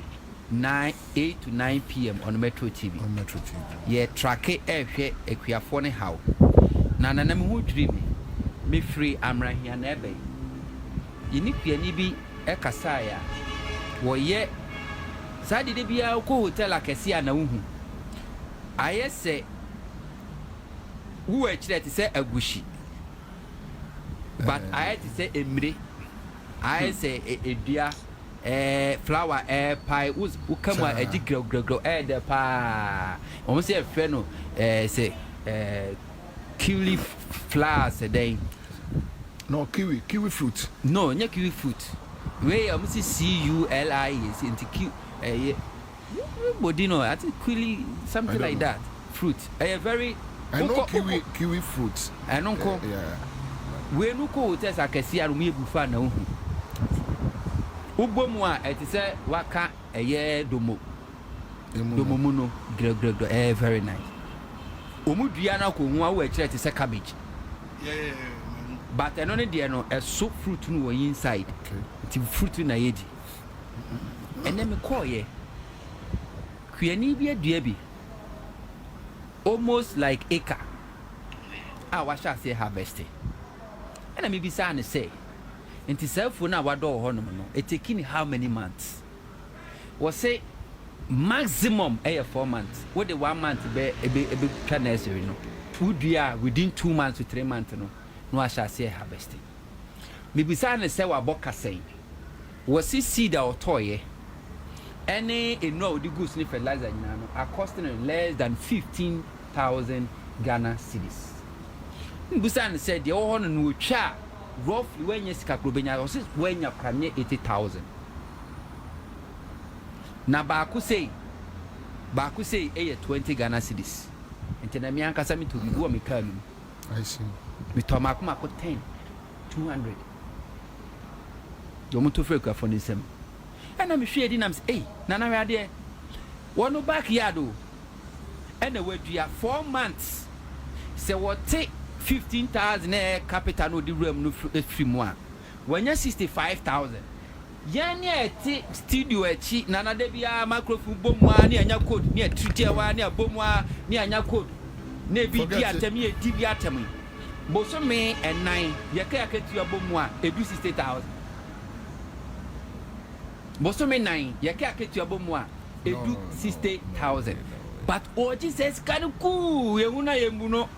Because when you soup a designer perfume, you cook any back your friend Godwin Chikata, on a winning best farmer, our dental district last year. Honestly, proof was what a brufo 20 acres, 20 acres which you two a bruni by and we try a fat a mono and not turn them more to a blue car. And no, was it acre be a new char, we not like 10,000. It is a fat Nika or boy, draw or toy, apart for a door on chronobar. But could be acre beyond was spending like 4,000. And the 4,000 when you're 10,000, when you're 6,000. A bros would be 3 months now. And it's 10 acres, roughly when you're 50,000. 3 months. How many of us? And I have few money now, catch a couple more do 50,000. your gross salary the whole year. Nana sikano wa form. Enya galamsey kwa sikano wa form. Enti me mahwa se amejeje asase se binyi bi mawa. Oh, me ye say keta. E wona me de bani akire o. Eno aba agwati me wodomi me papa krom. Me nana krom si abenyina se wo so asase da ho nto so ye hwe ho. Agwati me. Yeah. Ti ye be ko na o se wodomi ne afagam e pa nwa. Mu CNN ni mu BBC mo mfa. Na mo pere mo fa nye asem. Ye dawura. Ye mafi. Anyway. Nana mesha se afra konta mine ansa na maba. Osono maame ho. Anyway, I contain my carbon and turn on your yeah, me bonnet. I contain my own say, Titina will be any say a cup for Magudia. Nanka companies in A2. You may quack a second in it to Mampenuku Fada Roma. And also some let me say, I'm cra, and then you know, quack it one. No super too good, I'm waiting yet too. Wontumi and a most Mahama. Obekaya NDC aban kwachi wuntu sabre na adwumakura no de illegal mining ne Ansah mining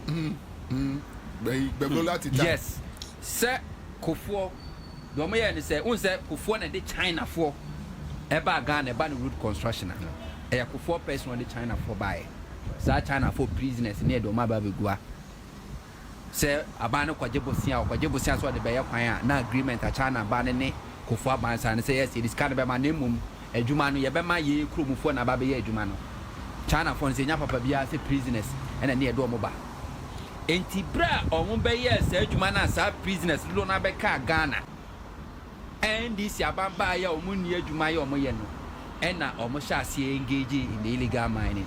Because Sabre Nado don't want so excavators, caterpillars, or Mudia Pino. Not a war. So they invested in that and almost shall say so illegal mining with the large scale or the sensors. And it won't to me, Ansah mining, no, not only India, China for no, and not will no more yes, man. Professor Miss Time, I know me a che. I'm confiscating the video. Okay, so that fruit is cauliflower. Yes. Okay. Yes, it's a broccoli. Yes, okay. Come on, good. Yeah. Cauliflower, okay. Enti, Wontumi omochi in video nyina. President Mahama, Professor Musi we are President Mahama betwaso. Wontumi was pushing so hard to the sense of court crime court to Kumase ka say ye nyi in video fama na mabanka said that. Emma when I doing saying ko bribe Alfred Mahama. Yeah. Naka Fred Mahama ne President Mahama kasa na nkwa jemu ankwa nkusiaga ofa mo aboa wanya na ose ne ho bon ebe wi achi no obedi Fred Mahama atem enti Wontumi sa ne tan a Wontumi bo Mahama din a na ya tenie any nyama nyina na because of Ansah mining.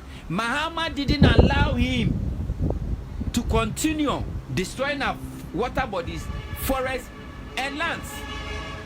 Me say NDC what power Wontumi no high a year might be a minimum die over east the gone. Wontumi ntua even rent. Wontumi. Oh. No more de omo you need an say yes because of say Ansah mining now. Oh, bro. Abandoning any operations no went to me. Bro, look, we know them. Now by yeah. And what he said, Dino from Ansah mining. Now I contact mining. And the PRO, official PRO, Akufo-Addo was the official PRO and ma a year I contact mining. Enti and Central for Echo I contact mining site. Echo how almost sense us na omoya ho report wa na Akufo-Addo a Gina Ghana for name with taxpayers money event I organize no they are clear Akonta mining. So Akonta mining for they are not engaged in any illegal mining. Now the two more ne bidu sampempen so edwi. Na me de me nika kakra na me nwanwa. Na me hu ye mesre esa ye maniwu kakra. The minister for lands and natural resources we now for Emmanuel Kofi Buah. Yes, in your opinion. Yes, we can't one of the hard-working ministers because on any ministry no buy one of the ministries before crowd but no problem not facing and he's one of the greatest leaders, potential leaders in the NDC. It's for nothing how handle a good for crowd and look at 2 hours saying how handle a kufuado what me 2 hours saying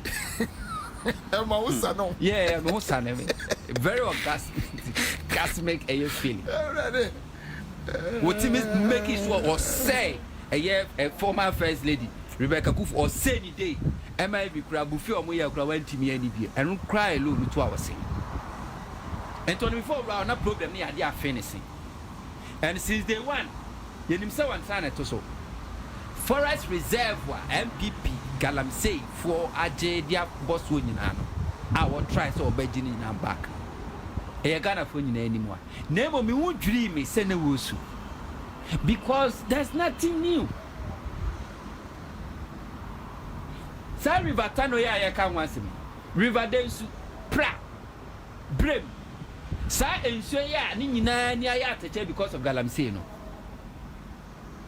Over Parliament in the opposition. No, Lands and Natural Mineral Committee. Then also, what did they do? As a parliamentary oversight, we are where? Adom Mining, we are where? Me want to teach you who we are. Or born and then is your crook. John 11:35, the shortest verse in Bible. Jesus wept. Now the minister wept. Now me person say no crap passes is soon and no soon. On fast are one is I yaw no would DM more team soon. On fun and they bring now kugusa contamine so. And you will be beer what sense as I said ya contamine ya say no. Nani when me ya you the ecoso. Because Wontumi can never hide. He can run, but he can never hide. Wontumi can run, but he can never hide.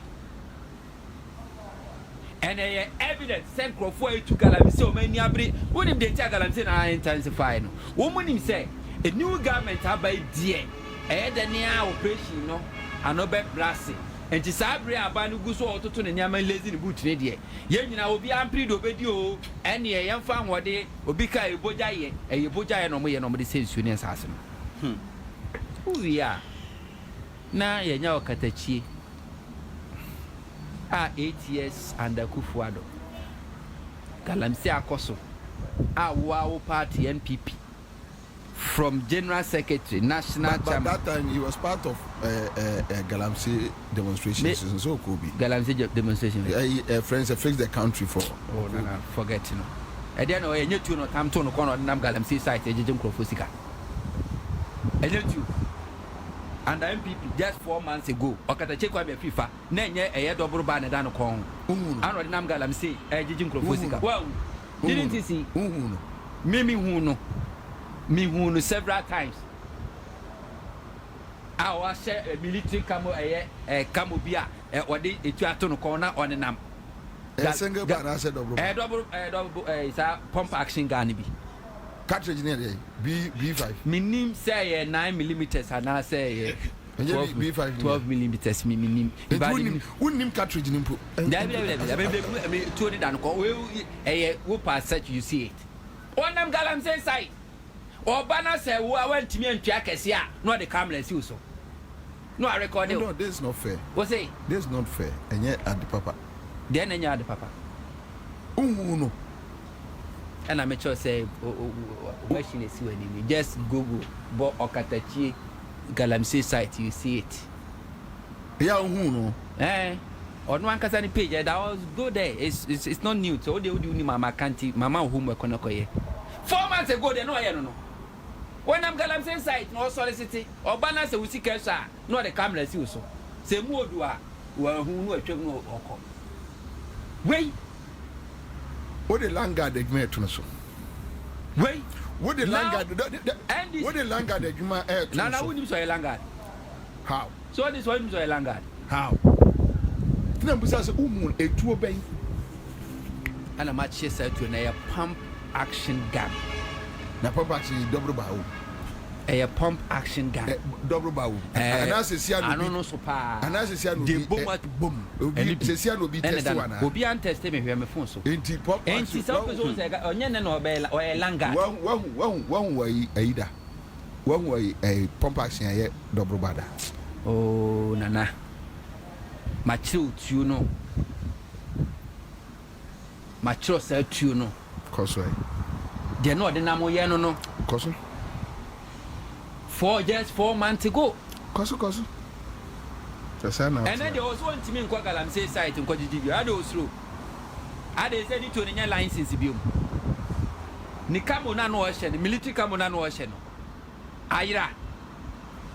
Now, wouldn't covert covert operations. Okay. The camera no the corporate report to more record the woman. What is this? The camera no. The lens na sent is it on Timin Kobi. And then on Timin Kobi. Tafel also by demonstration. Okay. But here they benya Ghana for be better na chi. Because 8 years on one Kasani government. Okatachi kase nyina won't mean pick point from NDC national executive to constituency. Won't mean one national executive of the NDC or a minister or a deputy minister or government appointee under this Mahama government, 4-man government or yet directly involved in Galamsey. But we can sit here and count more than thousands of NPP executives, government appointees, tracking that trace down to even the presidency. We are deeply involved in Galamsey. And this is what we are 110 or NPP for no atlas and to say we are Jimmy for Dawson. And then they say, oh, mom was almost preposition when NPP winning our next election. It's like all of them has been forced to follow or Katachi. I got some friend BBB, a boy as and why. Or no, the Katachi because it's all say NPP need us to now new Katachi. Hey, MPP. Hey, Divana Kwaba. May you have film? Yeah, my film that. Oh, yeah. Oh, na Tokonuse wa reply allegations no. And this Obomo na ura they are not made a reply na ama. Nti me bonfa ho. Dabi send me maka once one you back on why you want you ma. Being two ni na very. Yes, until I'm person mo ye the person o ye the tell no. Na be fee no ama. Na women organizer the initial and to us. Oh, I'm crying so was. Na me nua ho to. Oya de bi mi di ne ho ya wo. Eba. Unim say de bia Oya na waswevo ye kwa ye ba ye oya acknowledgement bia obodi ya no ayi mafim min kasa bibi obe bia obodi ya minua no ma no ayi mafim anu munim enti ene se bia obo list no obodi no yi bifi na se ani da oh aye ndi anya no kre dabi aye no so ti se bia ma yudi afimu a na omo ko set records no won kan and did I hear me free no? No, you did free my hand in that. Did I hear me free? Yes, acknowledgement. You don't touch up plenty grammar. Oh yeah, list. When you for me, you many mankasa. Divide yo. Obetina has say, Ansah Bobie, every individuals and political parties. Oh, you me film. Divide up. And then so our body and I see me and the cousin. I'm with you. See, I'm coming. On a more serious note, yeah, Kasakasaya, yes, recently. Bobie, dear, air cosu or mem has saying we shouldn't take anything for granted. And me, I always cringe whenever I hear or see any signs are NDC government we mu person mu fania man dia agro as if say like oh they be falling in line on one naturally so munjai ebesi she Unim some mine na semia yeke. Like joke. Unim say to see a giant common in the amo opposition. And opposition or in the morning in Momuna set the narrative. The narrative, any discussion, and on no person on 10 all of a sudden they say, Bonin in as well, Miwano, no shall see. Now to honum, na Unim, Adebakwa, everyone say, when it comes to mining issues, clan. Ordinary person beer on the street beer any baby a fee as an buying NDC buying we beba pap. I'm a boss hiding when you know Emma Yakasasha Erastus Donko documentary boy here the last one I'm buying.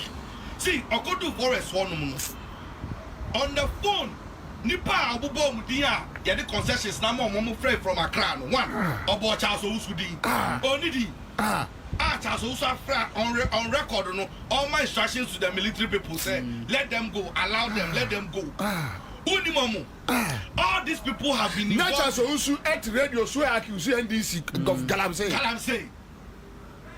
Na mumu honum na mu say ye jayom no mumu set agenda and so far no what the impetus and the gravitas to decide to say or that demonstration against why against what? Hey, Bobie. Oh, some man in Asama Yeke, I can't mind in assembly. Me share video no. I reward a kama kumano, and I mean say, Biasia say, Nipa Enstrunya, me Bonia and Nipa your mind is so mubedi de Tiagana mine. Now I can't mind in assembly. You see, for the record and for listeners to understand what is happening, no, officially, Minerals Commission say concession say omdema akunta mine no eye wana. Wontumi asanso anwa arrogate ono akasa to himself 6 other concessions and with the same forest honumo and the buagum and almost anyama. According to Minerals Commission, I say ono wontumi na concession ni nyane dia no ono mom na gi rent. What don asase no and no gi rent and was other 6 concessions no amutia more than 300,000 cedis and only a ground rate to now chairman we are every day bia galamsey obey bia no it's a so brand percentage otherwise unya security and no chi under this government no see or sponsor demonstration against Mahama say Mahama and na galamsey to atisi now say wo hwe no oni ni negotiate oni na you see wakofa lawyer Apiakubi and a lawyer Apiakubi jina ona omo church asemu and they are trying to create a certain impression say omo dikya unim concession no a yede ma Wontumi no unim say the command ye man for exploratory exercise so unim say okoye no galamsey no oye illegal activity proper mining na yede man say konkonko no ni de kra de wanye kra onye and oye galamsey onye we kra body enko achiri say o say eye Minerals Commission adia konne kofa eye Abugina report on Akunta mines finito and no kra ho simple kra finito no let the crowd try just to show that he didn't give any finito. You see all these things in air coso and these people and almost a narrative no share but him say what the is what the ECG assemble you say deal with galamsey Okona Kofa assemble for no more set agenda no in and you know it's as if say galamsey no over area within this 3 months and I was how possible. Last time when we call Bubu, the whole village, a whole villager, you see, Abrewa in crime. Abrewa in crime community now, no. When they see a certain up 3 months ago, I end this for a year. There you obey the 3 months as a tier community, a year for 10,000. This thing has been there more than 4 years. Oko enom ko bubuya NPP for mom eda amaba bonten and omo kache Ghana for say NDC for na cosetia and I don't know why they are taking their communication directorate and outfit for granted. Please I beg you. No Bobie me come out. See I'm speaking as a concerned Ghanaian. See Mr. Only my dear Mabufuni said, you can't allow bad people to continue to direct the discussion. And the narrative. Sure, Debbie, Bobie, say, yeah, can't some way, you put it into perspective, say, yeah, about agenda setting. Obia di money, then you name say, or no, such as it. No person chose on who you fee. How? Bonnie in Adam, so no deep on no. Sure, you're banning galamsey. Now we can't routine for. Yes, she no, ne excavators in the machine. And my mammy will say or resigning from the party, a crowd in the copper and the chow for her to come back. And almost also told machines, no, and the man back coach now site. So, yeah, galamsey. Now upon or no, and now or yeah, presidency, transport director. One no necessary cars and the man national security boys equal to our forest. Presidency castle, and he said, Sabe. Munim nyansa say no kura no a mobile no enti mobile no records no wo no excess cars we and based on that omo letter eyi na opon adi true of us yes enti ade na mo nkofa na opon Bobie me say asem we I can we all jokes aside me ma homete say I say me nim game a aban we mu panifo ni bi wo no mu a omo pese omo mbo and I say onim send them koto dokum wo baby e wo nwa na ma mi bi hia me no ka che me say ah bra ona ya me hu TV so no ana na me so aden ka bibia na onim so o se wo kwa ka kire ma ama sa ba don ye to ma no mo ma ye nu ye hu o se ah by this time prank watch the part 2 3 o atumu a na ke hu se adwuma no ba sheda eye e no no pobubo di ma so chiwe oral ya Kenya. These activities mining this and manama umina Bobie eka ho yet has say now ba we say we ba besu and I say we try jajuo and now raho to show say the extent of distraction na akoso no ahyew addition ya ka sense wo ye hye by yama authority the ma wakade ye say deal with the people eba ni say na say obi adi boni a na ka by this time Ode emrano atichiro mu na ka wo deal with them one nipa no benya da kwa press conference na ka by this time omunu na mu fichire honum pachew yo mu niama se na be ya obi beti omu na moti ho na mo da so ne omu seresere na unim say NPP for and let see e ka say omu di boni no o ya na remind you omu say omu no mu di boni na o se chi yo betimi it see to me chiomu there then what's the point ye koye and I say ye buy and if even say abai ebi awo or plan be and I say be some strategy be a person dealing with this thing well we don't know but as for the communication and component hijacking about the wrongdoings going on in this government we shouldn't allow them to take charge. How? What do I make catch now? Who catch now? Oh, so now we are director of operations or communication. Anna Bobie, I just an assembly. Bobie, me complaining. I want to make sure anymore. Open me say ye, me small. Okatire matamfo say me sha adum biase. Me sha adum biase. Onyame asiesie me. Asiesie me. Me say. Open ye. Hey. Me catch the wo. Hey. Umbeso beti. The echoes na yofe. The echoes we. Ayofe. Higher make cabinet meeting. Andra. Mo to sana wa ha. Wouldn't say yes sir, they lie them. Eba ha, betina ha say. No kanyama 1 or 2 things on my. Why should this information not be available for people who are galamsey and then mining issues for government? Are they? Why? Bobie Mibisa, why? Who is coordinating all this information? Who is managing? Masaka galamsey asem galamsey asem na me Canada me kanu. Na galamsey. Na so katache so obeko demonstration wa galamsey. And right. Obianka say any right. But sometimes you know, one say me what policy be say you me imagine me for enchire me kwanta. So no be determine bibia ma me. Nipa ni jimi e da form watch at acha ni mu. Na me hu fita no me say me giant no system on the it shouldn't happen.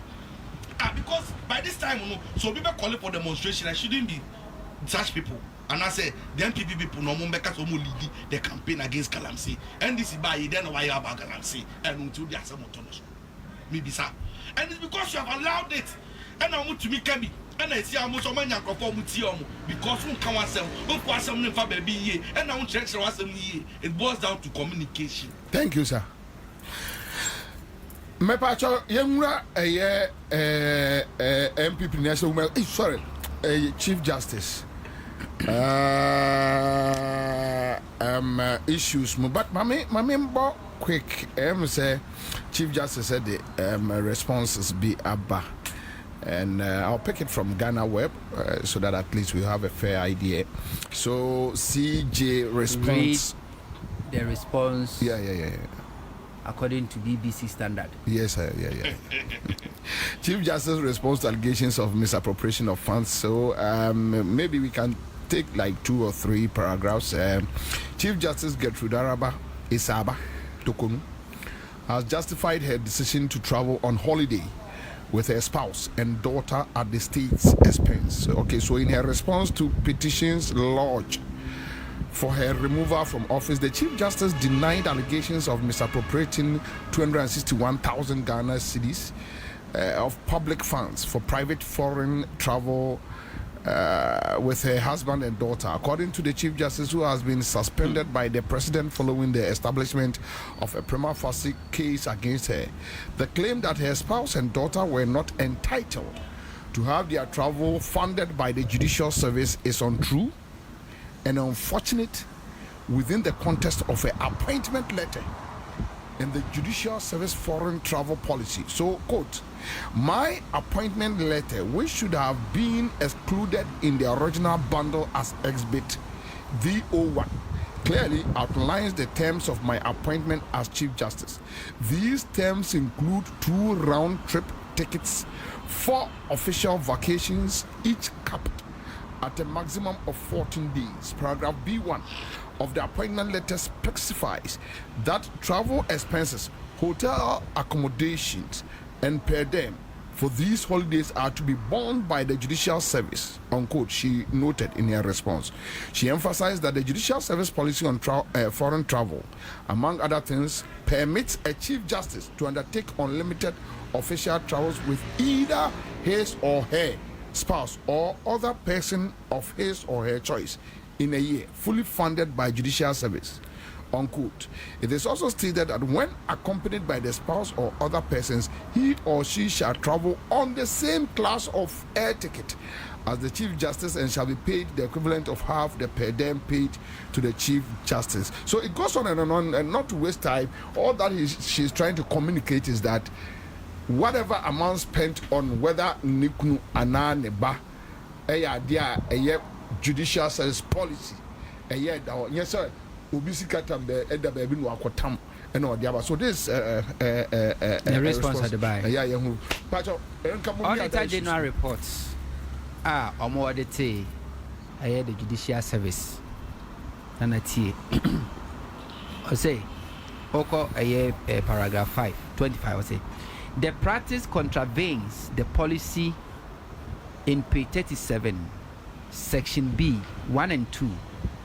Section B 1 and 2 talks about personal travel by the Chief Justice of the policy on foreign travels by head of the Judiciary and Superior Court Justices 2019 of the Judicial Service, which stipulates it's 2019 and Ghana so mine ye dem rabai extra says will be a high I can say Chief Justice nasi utu kwan akwa manonea dia also the utumi ye nie dia mrama no kwan se utumi ye enie enti 2019 under Kufuor say stipulated that where the Chief Justice embarks on a personal or private foreign travel, he or she shall be accompanied by the security alone. So per this act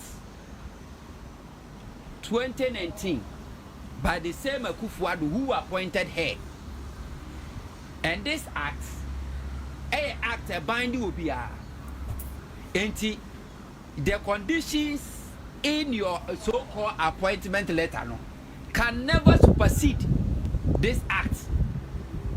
And Rani say we a chief justice now we took one permanent. Say ya official, and I say personal, and I say non-official. You be took one with your personal bodyguard.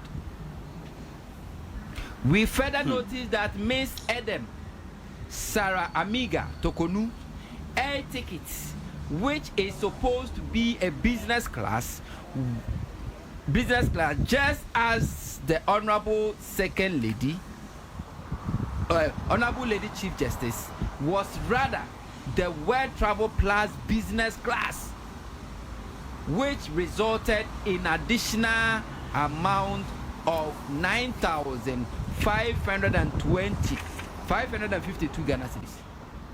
And Tiakwana Woodwood, the Judicial Service Ekobu Kidima wono a business class. What's your no standard? And to open business class plus. And we have to pay additional 9,000 for your comfort. Report no setting in our the amount of money spent in neba no per diem my demand $10,000. And the ticket in kwa $109,000. And in the Abua Nigeria and Suzuko United Kingdom per diem my demand $14,000. The plane ticket in kwa 68,000 Ghana cedis. Sa ena to kununukunu. Onusu ko Tanzania ni per diem $6,000. Ni ticket in kwa 74,000. Etu kofa tokonu onwa kasaneba taste our pay. Ghana paid in excess over 9,552 just to upgrade any ticket. And the whole Chief Justice is telling us, say, one on appointment near the man, no conditions at the man, no, and supersede the acts of Parliament. And supersede. Say, what you to cry? I want to know who to know. And Rani say, we a Chief Justice now to cry. Say one crown, I will feel so when I tell one hour. Wouldn't you personal bodyguard the back? Did you go with your personal bodyguard? The answer is no. Why? Watch him one and Nimumra, one now come to school. I was a Chief Justice never said the entire and Mrawe said we a Chief Justice now to fire. Esan said, whoa. So any papa, say any papa, you say a crowful, say a cushini, so ya shawuni, sansani impono. Ghana Mrane say, once our bay Chief Justice Nidia, to kwaya. Ye pe obambo, ye pe see a bomb buying, to no personal bodyguard nebeko. Abani bet your worker. So why didn't she go with the bodyguard? But rather, ne daughter. A Juma Ben and a daughter no quiet my. Actually, I was Amra will say, so a Chief Justice. Now when I was ready, and now Bushia, I call vacation. Say, why do you leave now? Call vacation, we will tell now. I was said, Ghana, you tia, Wukunu, and now back per diem. Per diem, Jama day. Will be a Yasuma now, or quiet, Juma Magana buying. Well, free, baby, or any Jumano cover before. It is a watching Ghana, yeah, Jumana. The same as Jumano Kwayama about Tamalama Pedium. So Koya said Jumacrona Manonia Pedium. And Tia Juma Ben and Ebania, ye. Nikruno. And Chidebe and Kuan or Chino, and it was this pedium the man. What is in Chide? Massage. Massage means. So be one to no near Chino, ye did a kutu. A day a suicide from we saw Frank Kutuna, or they first said a bear baby disappear. Or the Chino? Yeah. And she never one which you know, it, yeah. Continue. 6,000 USD. In Jide Benkwa. Has he also answered? Say, yes, say, or no as a Chief Justice. Or Shane, Judicial Service forecast, Edema, a judge for Makumako and so. Or no better, yes, sir. No, or no personally, and I said the Judicial Service and the because you see, we have administrative sense. A very good say. Yenya Chief Justice are bold enough, and I like that. So all responding to issues.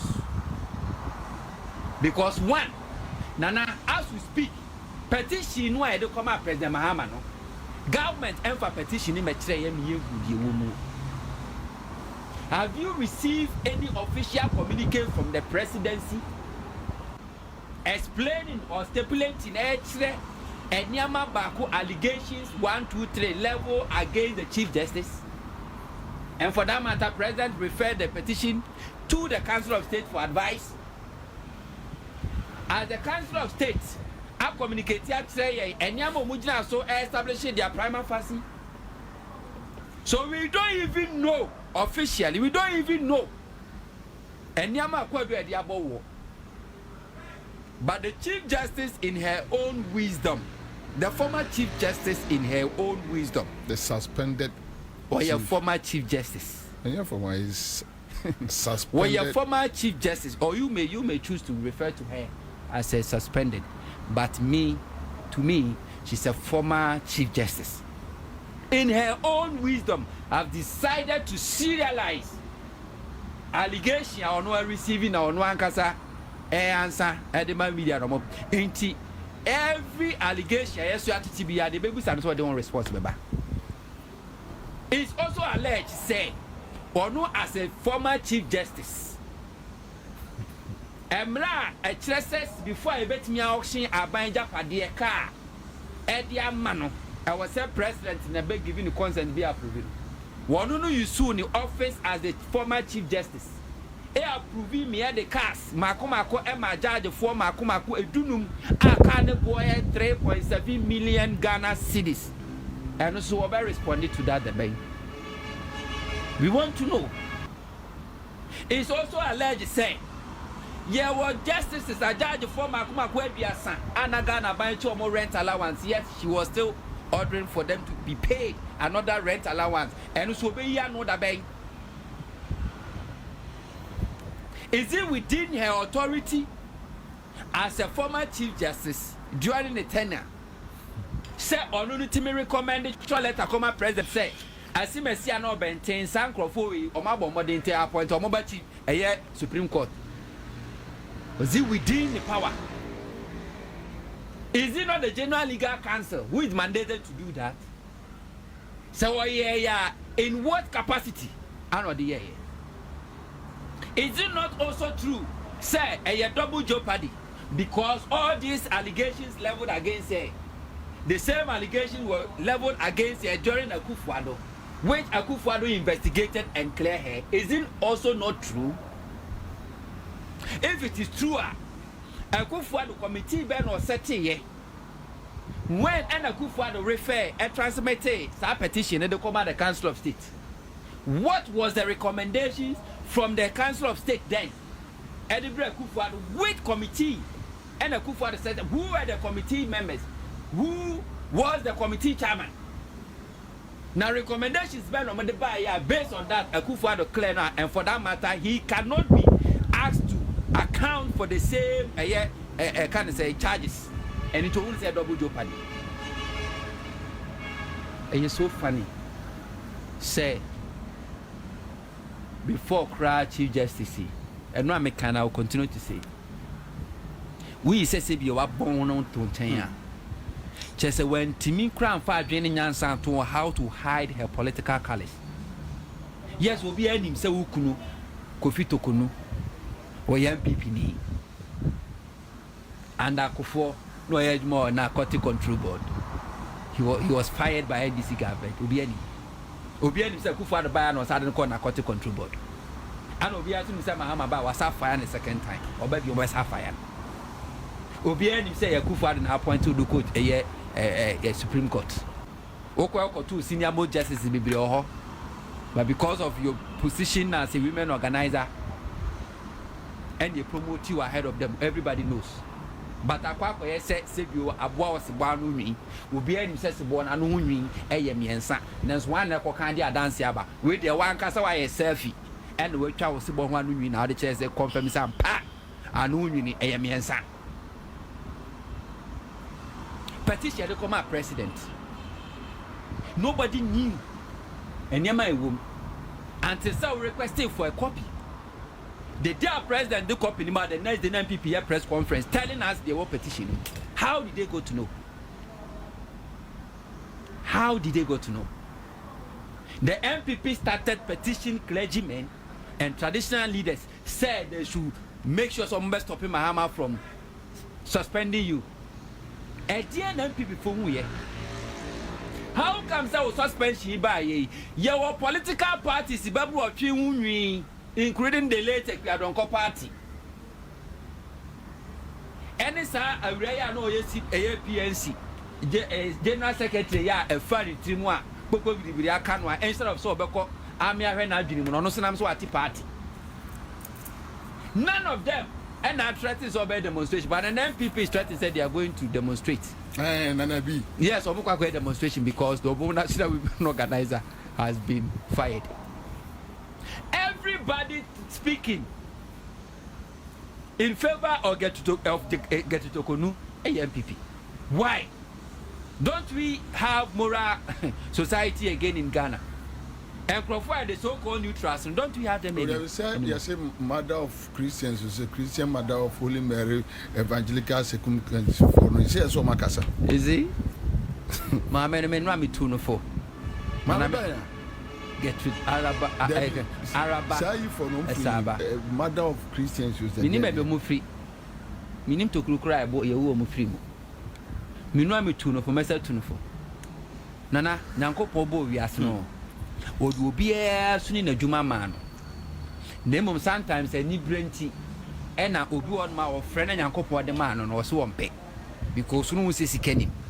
And to for son one who could go free so my couscous I deserve ye, but now no calling. If you are not calling and go think it. Namia Domwa by June, July. Erikopoku, Honorable Erikopoku, or Lonchi in Kuponk. Do here and so be register. Personally, I can assist former Chief Justice who are registered from Kuponk. Mia kasa mesi through say enkoko mano ya deliver. Mia mekwa swa enkoko feed no e wo botom. E dia akoma no fi. O ka fi ben no asem. Mia me make sure say enkoko buo no ye becha ma bi aso no so. E bia na na calling. Feed Ghana so a. Nana me sure Central Region omo asase yantam da ho o abusua asase metimi aboa no.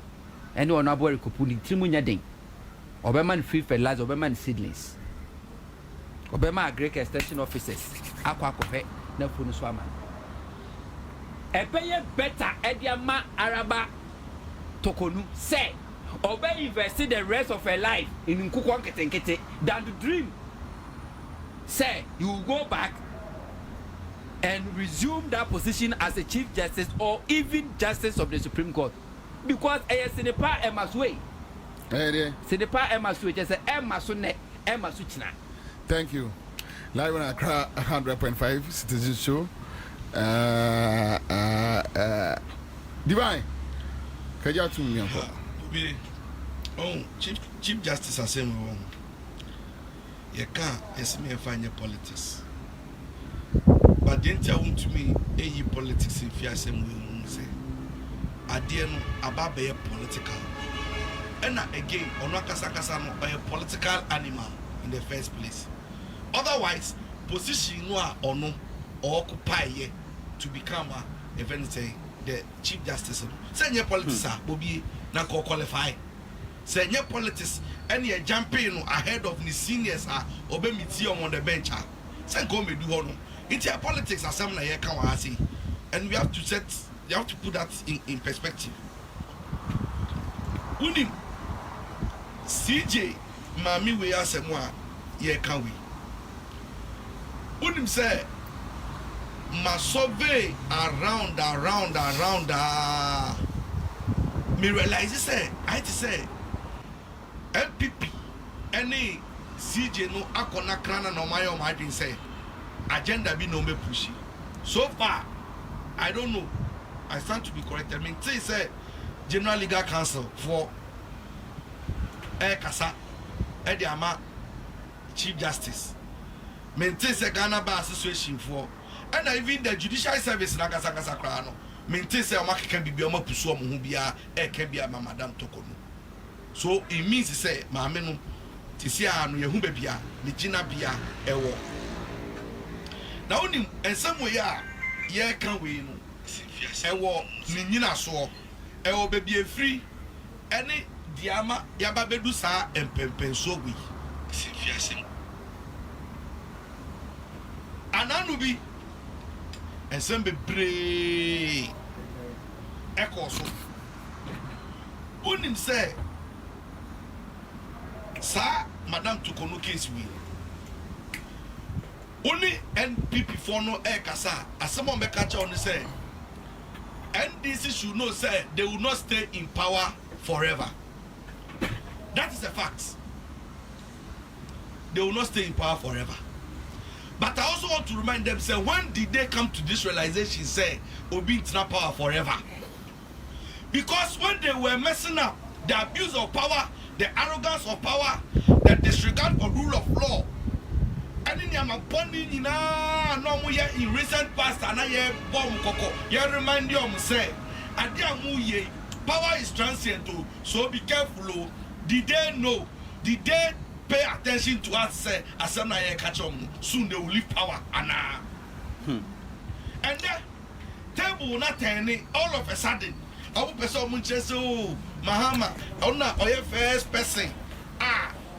Dear way, first person, or set it president way. It is never true.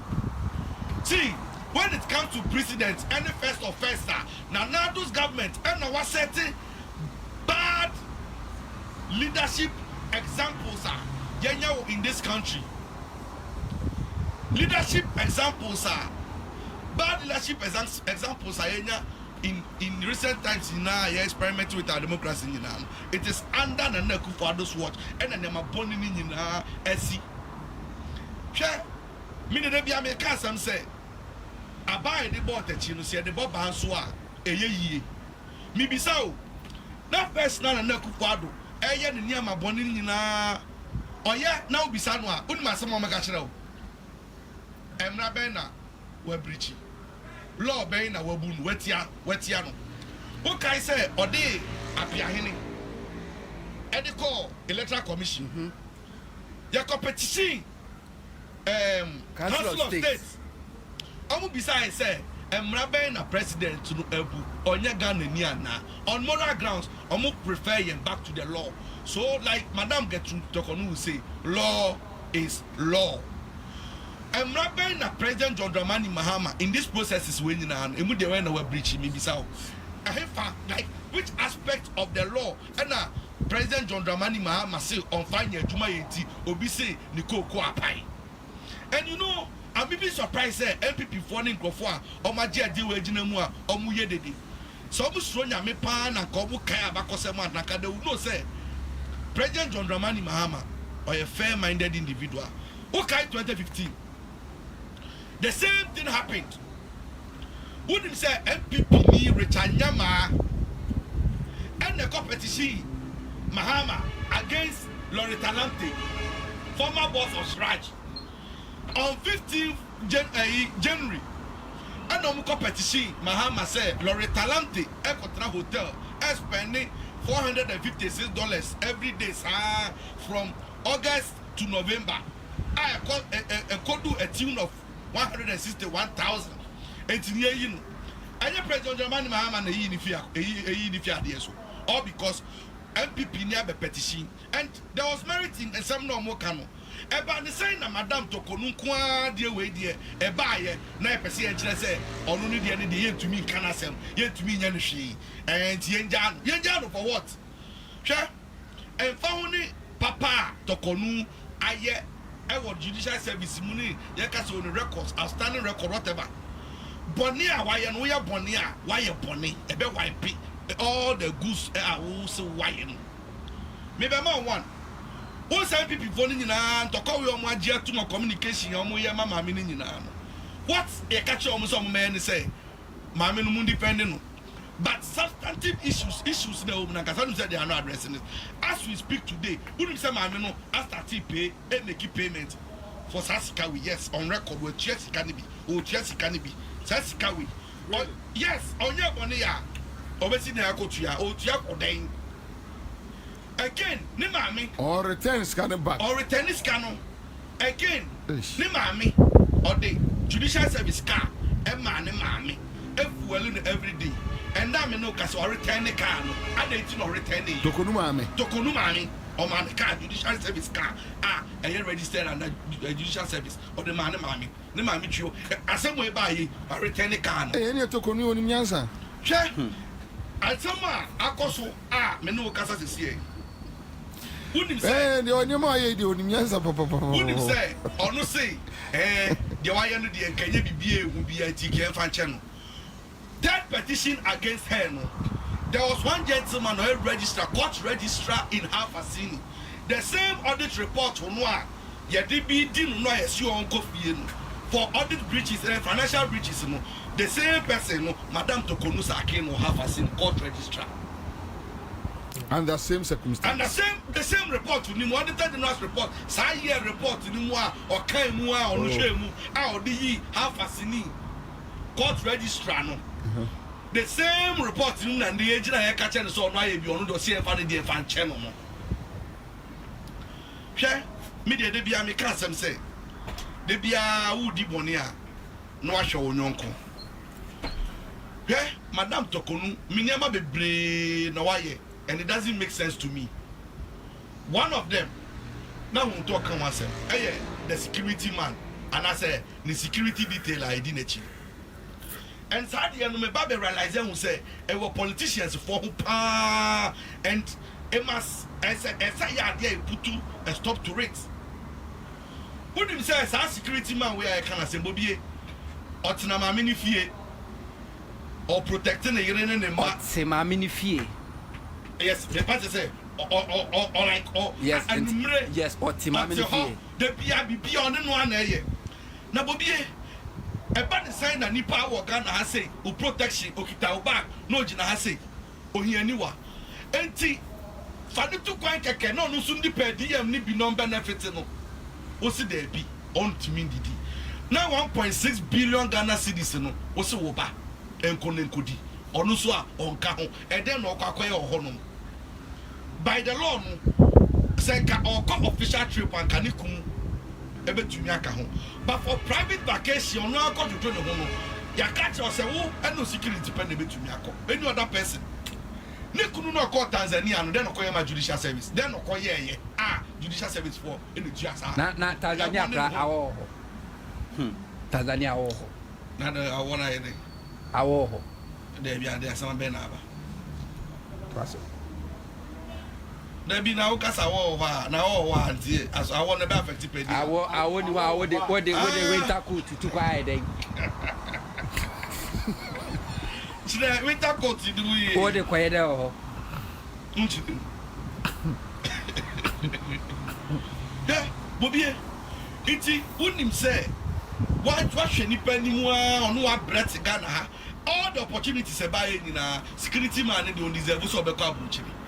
And you know, say, at the same trend, wouldn't say, they be a performing your musica pair, grassroots for no brayer, and perform no more yet, Jumano Mukoba, no more dog yomo, no more dioma Casama Busha for Neco. It's the same thing Sir John did. Sir John, the war back on Tia, and now so I am publishing in Ano. Everything. Forever. You're willing forever, Nina, my nephew, my children. My nephew, my children. Forever. Forever. One kind party boys are a so a quiet chobe, not even a single. There was one gentleman be a brand hosa one fino. Life of Ben. Janet, the NPP, Glenn Feno, Queen. Jennifer Queen or Manade. Wamanashi. Why? Ni Bobie, Miss Anama na madam Tokonu say yen pardon me enya na me jina na pretend to say me one for and I say me or case be a man opportunity no me answer but Bobie in some way na can for see. There are so many things that doesn't make sense. Those things don't make sense to me when I listen to some of them. Bobie, Mami way, Chief Justice position the man or the politics. One bamba ya no so independent organization as a body be an arm of government too. Na kebani say, Bobie me tuma adua kwa asem so. Okay say, time never be limited registration exercise. NDC 5 political parties. Ekabo and the assembly could die cause of more injunctive process. No said the bear be determined. Say, say, coso and a coso. Only say, Madame Tokonu say, Unigan and THM and Embra. Obedu Yano. I no postpone the assembly a date or the Shayano. Or my date the word Chile. Time a better case on limited registration every year. Meanwhile, the same woman to me and the NPP to me petition at the assembly court every year 12. Before 2, na judgment about na judge them and we defining every year also threatening profile. Sir, omu yen yama enkoyi. This same woman because of politics, Bobie me this you know. Odie mami bisa oba work class 5. Who bisa say primary documents ben identify you as a citizen. Then I watched it. Now Madam get through Tokonu kachire and say primary document they identify as a Ghanaian. A birth certificate to me, this a passport and a national identification card. Meanwhile, all these cards in almost source. Or say birth certificate in your source of identity. Name over passport or win your birth certificate. Birth certificate so no see papa di also mama di also hometown die they wo information in about even po so when you Ghana your nationality I will honor more I declare. So why? Na sana mo na yamana ba betwam na yamana ba besenko na yetiase because of politics na say ye defend you obi me na Kufuor bonya wedding na no semra bi wona ensesaaye na semra no da so no bi ambrichi because I be say Kufuor pem modam you say wo kire say wa bodam kakra ye ntumi gya wo say wo tisi krum obi so de ne bodam boba be chewa kire say yes ye do ba fie the same thing and ye dey no Mamem say omo can from onipa ho tin say to err is human. Me who say obi atro that say to sin is human. To sin is inhuman. It's always inhuman. Enye nipa na ebone. Obi obeka say obi ye nipa wa ebone no oboa. Ye nipa fom. O ye nipa eden a obe fom obeti obi na so. But obi a wo sheda ye bone bia onye nipa. O ya boa. Straight. O ya boa. O free nipa ti biem. Eko emmoa dodo ka biem. Enti obi atwese ka yesu obi so adwudwa no o se tunim se o yizawa o so ye nipa aboa su enti no sabe no enye no kreda say you say to sin is human enti me see that but to err is human is granted say nipa e wo fun para democracy ni eye kopim time Kufuor do beji abenwa no kwamra the man penny for from Rollins bar Professor John Ajekum Kufuor bar Professor Mills bar omunu akuma jo mahama ho na nipa sebi omo ho onfon me I have cited President Kufuor's ale me gidi say nyam from so no ye it was a deliberate attempt to suppress and oppress Chachuchi Kata. And Mama President Kufuor free Abemu and I'm a support to free Chachu movement. No. At that time I was with Fox FM. I didn't hide from say me NPP ni and I'm a Fane Kufuor na sebi we fie penny and a from me koko jina mu ma Chachu because me feel say kwasia pe and yes ye no yonko ne no.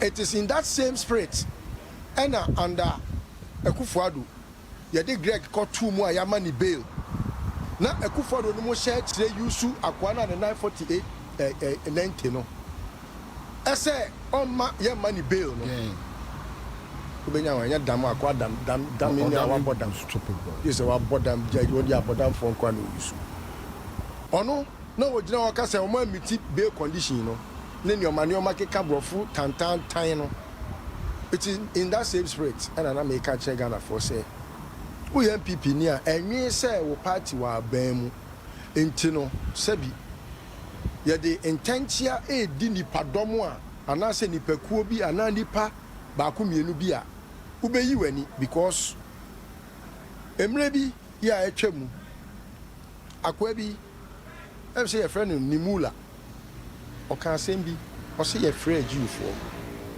no wonye Jew ni enti wa anko bi wa attend to the client call and your friend socialist nso no onye socialist tungo ka mo asem afi dru so say ade no afide na so ne pan achi no na ono so ofru bia obi emba it's all because sisi aso jimi mu ewo amayosem mu enu nti no ya dwen yen se me amayokuo ba NPP ni a ewo se NPP ya de bone a me bu nua gu masum na me fra mani na me ma jimi e control me wa bra me nyansa sebi eda so da me tiri etiane ubehu omo ye dede bebrebe nyina kwabna eye omo afiri ni party biem akọ emmoa tibiem because that time na Ekufuado tiso a oppress sebi nyansa ni ndie no na sabre no omo nyina akoma no ato. Today I have 2 exposés to make. The first one is to tell you say afenyo marking no dia de nanim. Oh, the reason why Tokonu any afenyo marking na onhu de wonye na ase woye ne darling boy no. Onum say Tokonu maame ne maame ofri ekrobi wo Winiba ye frɛ ho nsu akiri. They have some ties. I know you one. Tokonu papa. Ono so Eja Abraham Kofi Saki. Wakone krechi. Unu say ye sha se ye Tokonu. Ena the uncle bia no ko school wo Koforidua secondary technical. Esa papa na ho na wo na omso ko wi ade ne pamo which maintain that me no wono na ka kire a kire omo schoolmates and on bekai na unim empanifo se ofifi funani a ho na hu nsama omo ye a family a kwabra sabi ye so kan ya mfa hye kodu ase oti ase me namoi kwabra amanfo ni me pa tisawo baby ayeti we are always exposed to the public entino say ena wo say obi mfa kwabra bobi ansa history mra obi betimi a start here free Hello FM because I no ni mu free but obi betimi a take you all the way to mighty obi kra preceded before that time. At any point in time, somebody knows you. Obi anso dia mo anyo so da. Yeah, of course. Etino ene say no antimi eye na ade but obi aso mu da. Eti say yeti wiase a on enema ba ku mienu bi na e wo say ye hwe no ye free abrabo. Obi antimi nka say obi nye party ni ana sebi na dey judge for mo nto aba. But to make your party superior to the state, say, yeah, the new man here on my a friend is saying, was as a chief justice.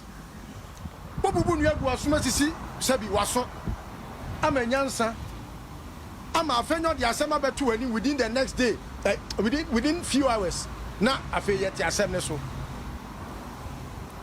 Now, I feel woo tokonu.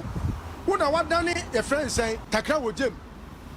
Air crashing the heads between the judiciary and the legislature. Maybe, Mr. Speaker, one of the most brilliant rulings are. It's gone down in the annals of our history as Obia Sebi Wabuama Sebi Breoyo Abba. Now, and this is Subai. I say, oh yeah, politics now, fine politics. Because there's nothing wrong with being political with your more, Tit for tat always settles the score. Tit for tat. Yes, then we sit and talk. That is it. What must I say? That holier than thou attitude must stop. And I'm talking to the NDC and John Mahama. That holier than thou. And I medium here more Catholic than the Pope. Medium here more. Your friend is saying, what's the word? Lawful, law abiding. And I mean, say, even though John Mahama can never be, your friend is lawless. He is just abiding by the law. But to run away from being political with the decision you have taken is wrong. That is why a political party like NDC was built. A political party like NDC was built to make sure, sir, the democracy of this state, would what? Fester and will be working. If a group of people who say they are New Patriotic Party chose to be very hooligan and play to hooliganism, lawlessness, even when they had a lawyer as the president, they were having a lawless lawyer as president. Now, and then you have to deal with people with ruthlessness. Be ruthless with those who have been very oppressive. Mami tokonu oko veti ya yebusa no ena na woka no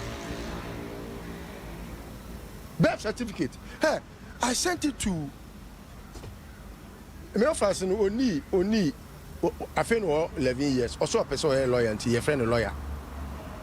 And me send him man no na say on chere ma sementiase abra enyoma akola keto asebi only 11 years. Okay, or say it doesn't make sense. She is trying to mean that and so it's like what are we talking about? Adiebi awo adiebi. What's this idea na ewo sa adie no? Yentimi nyina so nkase sa adie ne ye ne papa. Na enso so yebetimi aka kohwe se ne ba na owo no. Ne papa enie. Does it make sense? Me ma wo me ba.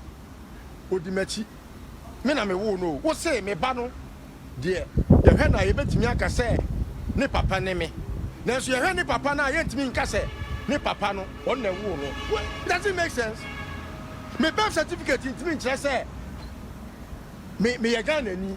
Na so ye the birth certificate na kwa ye passport ama me se me ye Ghana ni. Wait. Na obi to be ka me competence. Obi be ka me say me call law school and I know how to read the law and understand the law. Wabra yen can say ignorance of the law no by lawyers is no excuse. Kwabra what is abrof ni bi da? Yen can say ignorance of the law by lawyers is no excuse. No. Yes, ignorance of the law is no excuse. And to you Ghana ni na say wa bon to say me mami adwa ma go school da. Na say we ignorant of the law. Now from Mra, Emran ye dibedi to say you be our law school. Ye dem Mra dibedi no. Ana meboa. Now then now be no aka che me say me call law school enti no me ntem Mra na se. Na se bia nyanya bia o ma pani aduma o ye kwabra. Ye nam say you o twa sanim se na chia chia nti ene ye se ye ma na futufo. Afutufo no kotena ase kwabra. You see out of nipa 31 no.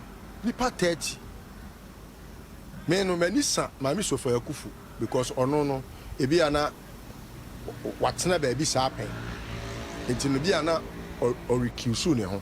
I have no your friend is saying information about that. But out of 31, you see the part 30, and they say, Omanya primary facie case in Tino, Ora Mahama and Yinasu.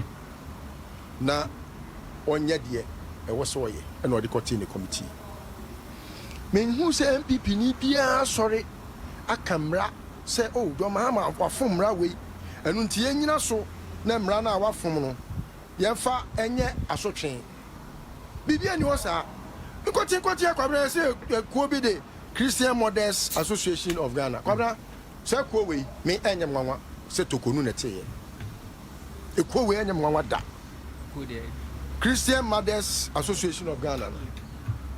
Me anyam mama. Be anyam mama to konu na kote kuwe. The Catholic Bishop Conference in Kasai. Dabi Catholic Bishop Conference no. So we are here. Omo de me de omo ensem bebechi because omo de omo yi. But kwabra omo try de bi na eno na me de be wie me srew. Meet back almost second paragraph. We urge all right-thinking Ghanaians and the international community to join us in denouncing this unjust decision. But the word unjust, I have underlined. Correct? They should show us one unjust arena. One, just one. Oh. Enye wo mo frɛ awurade nyom na ebekɔ osoro ahemam mu Matthew chapter 7:21 Omu nyakopon we mu nyame ni momo God you see omu bonyame din no boni mu satokoni yeso microphone no preach a obeka say osoro ahemam mu ba na so no boni a ekufa do nam ne so dia sɛ o man we enye nyame na kwabon so Ghana fo mu Satama na ekoro yetiga na kwabra wofa kandapa ebeka che se de tokonu mu ye o ahwe adako eja betom meboa this NPP asema ama na wo di judicial na dani NPP legal firm and how did tete Ghana for na nyame ye yadom ne nya bibia gina so se ye de wo nkonsa kwabra edu ba bia wo hu de mumia so yakoma mu saa hwe ye de bayito and a pambe. I think I saw your BBC presentation. No, I mean, sir, I would have emulated your beautiful style. Thank you. Oh, but I just want to remind them, sir, don't use Christ or don't hide behind Christ and be a deviant of Christ. That is my message to that association called, your friend is saying, Christian Mothers Association of Ghana. And nyankup and fanya mechi and ni bone and tiaw my Ghana fano credie and nanti we work to say and I throw Proverbs chapter your friend is saying 29:2 say when the righteous rule mumu righteous tokonu demonic being boni a odi di on my way to me class heads ma judiciary ne legislature at some point no asa kwatena say akase ye crisis. Okay. Constitutional crisis. What is going on? What is some munya me som na mudi kikamu kikenya me som pa ehu you know yasamo because me nya ma dwen say me pese me ne asori kuo ni asori fekuo bi asha asem tokwa because me ni bible ne cha mu nyina munim ka me nim mo yakopon nim mu nyina akosa for before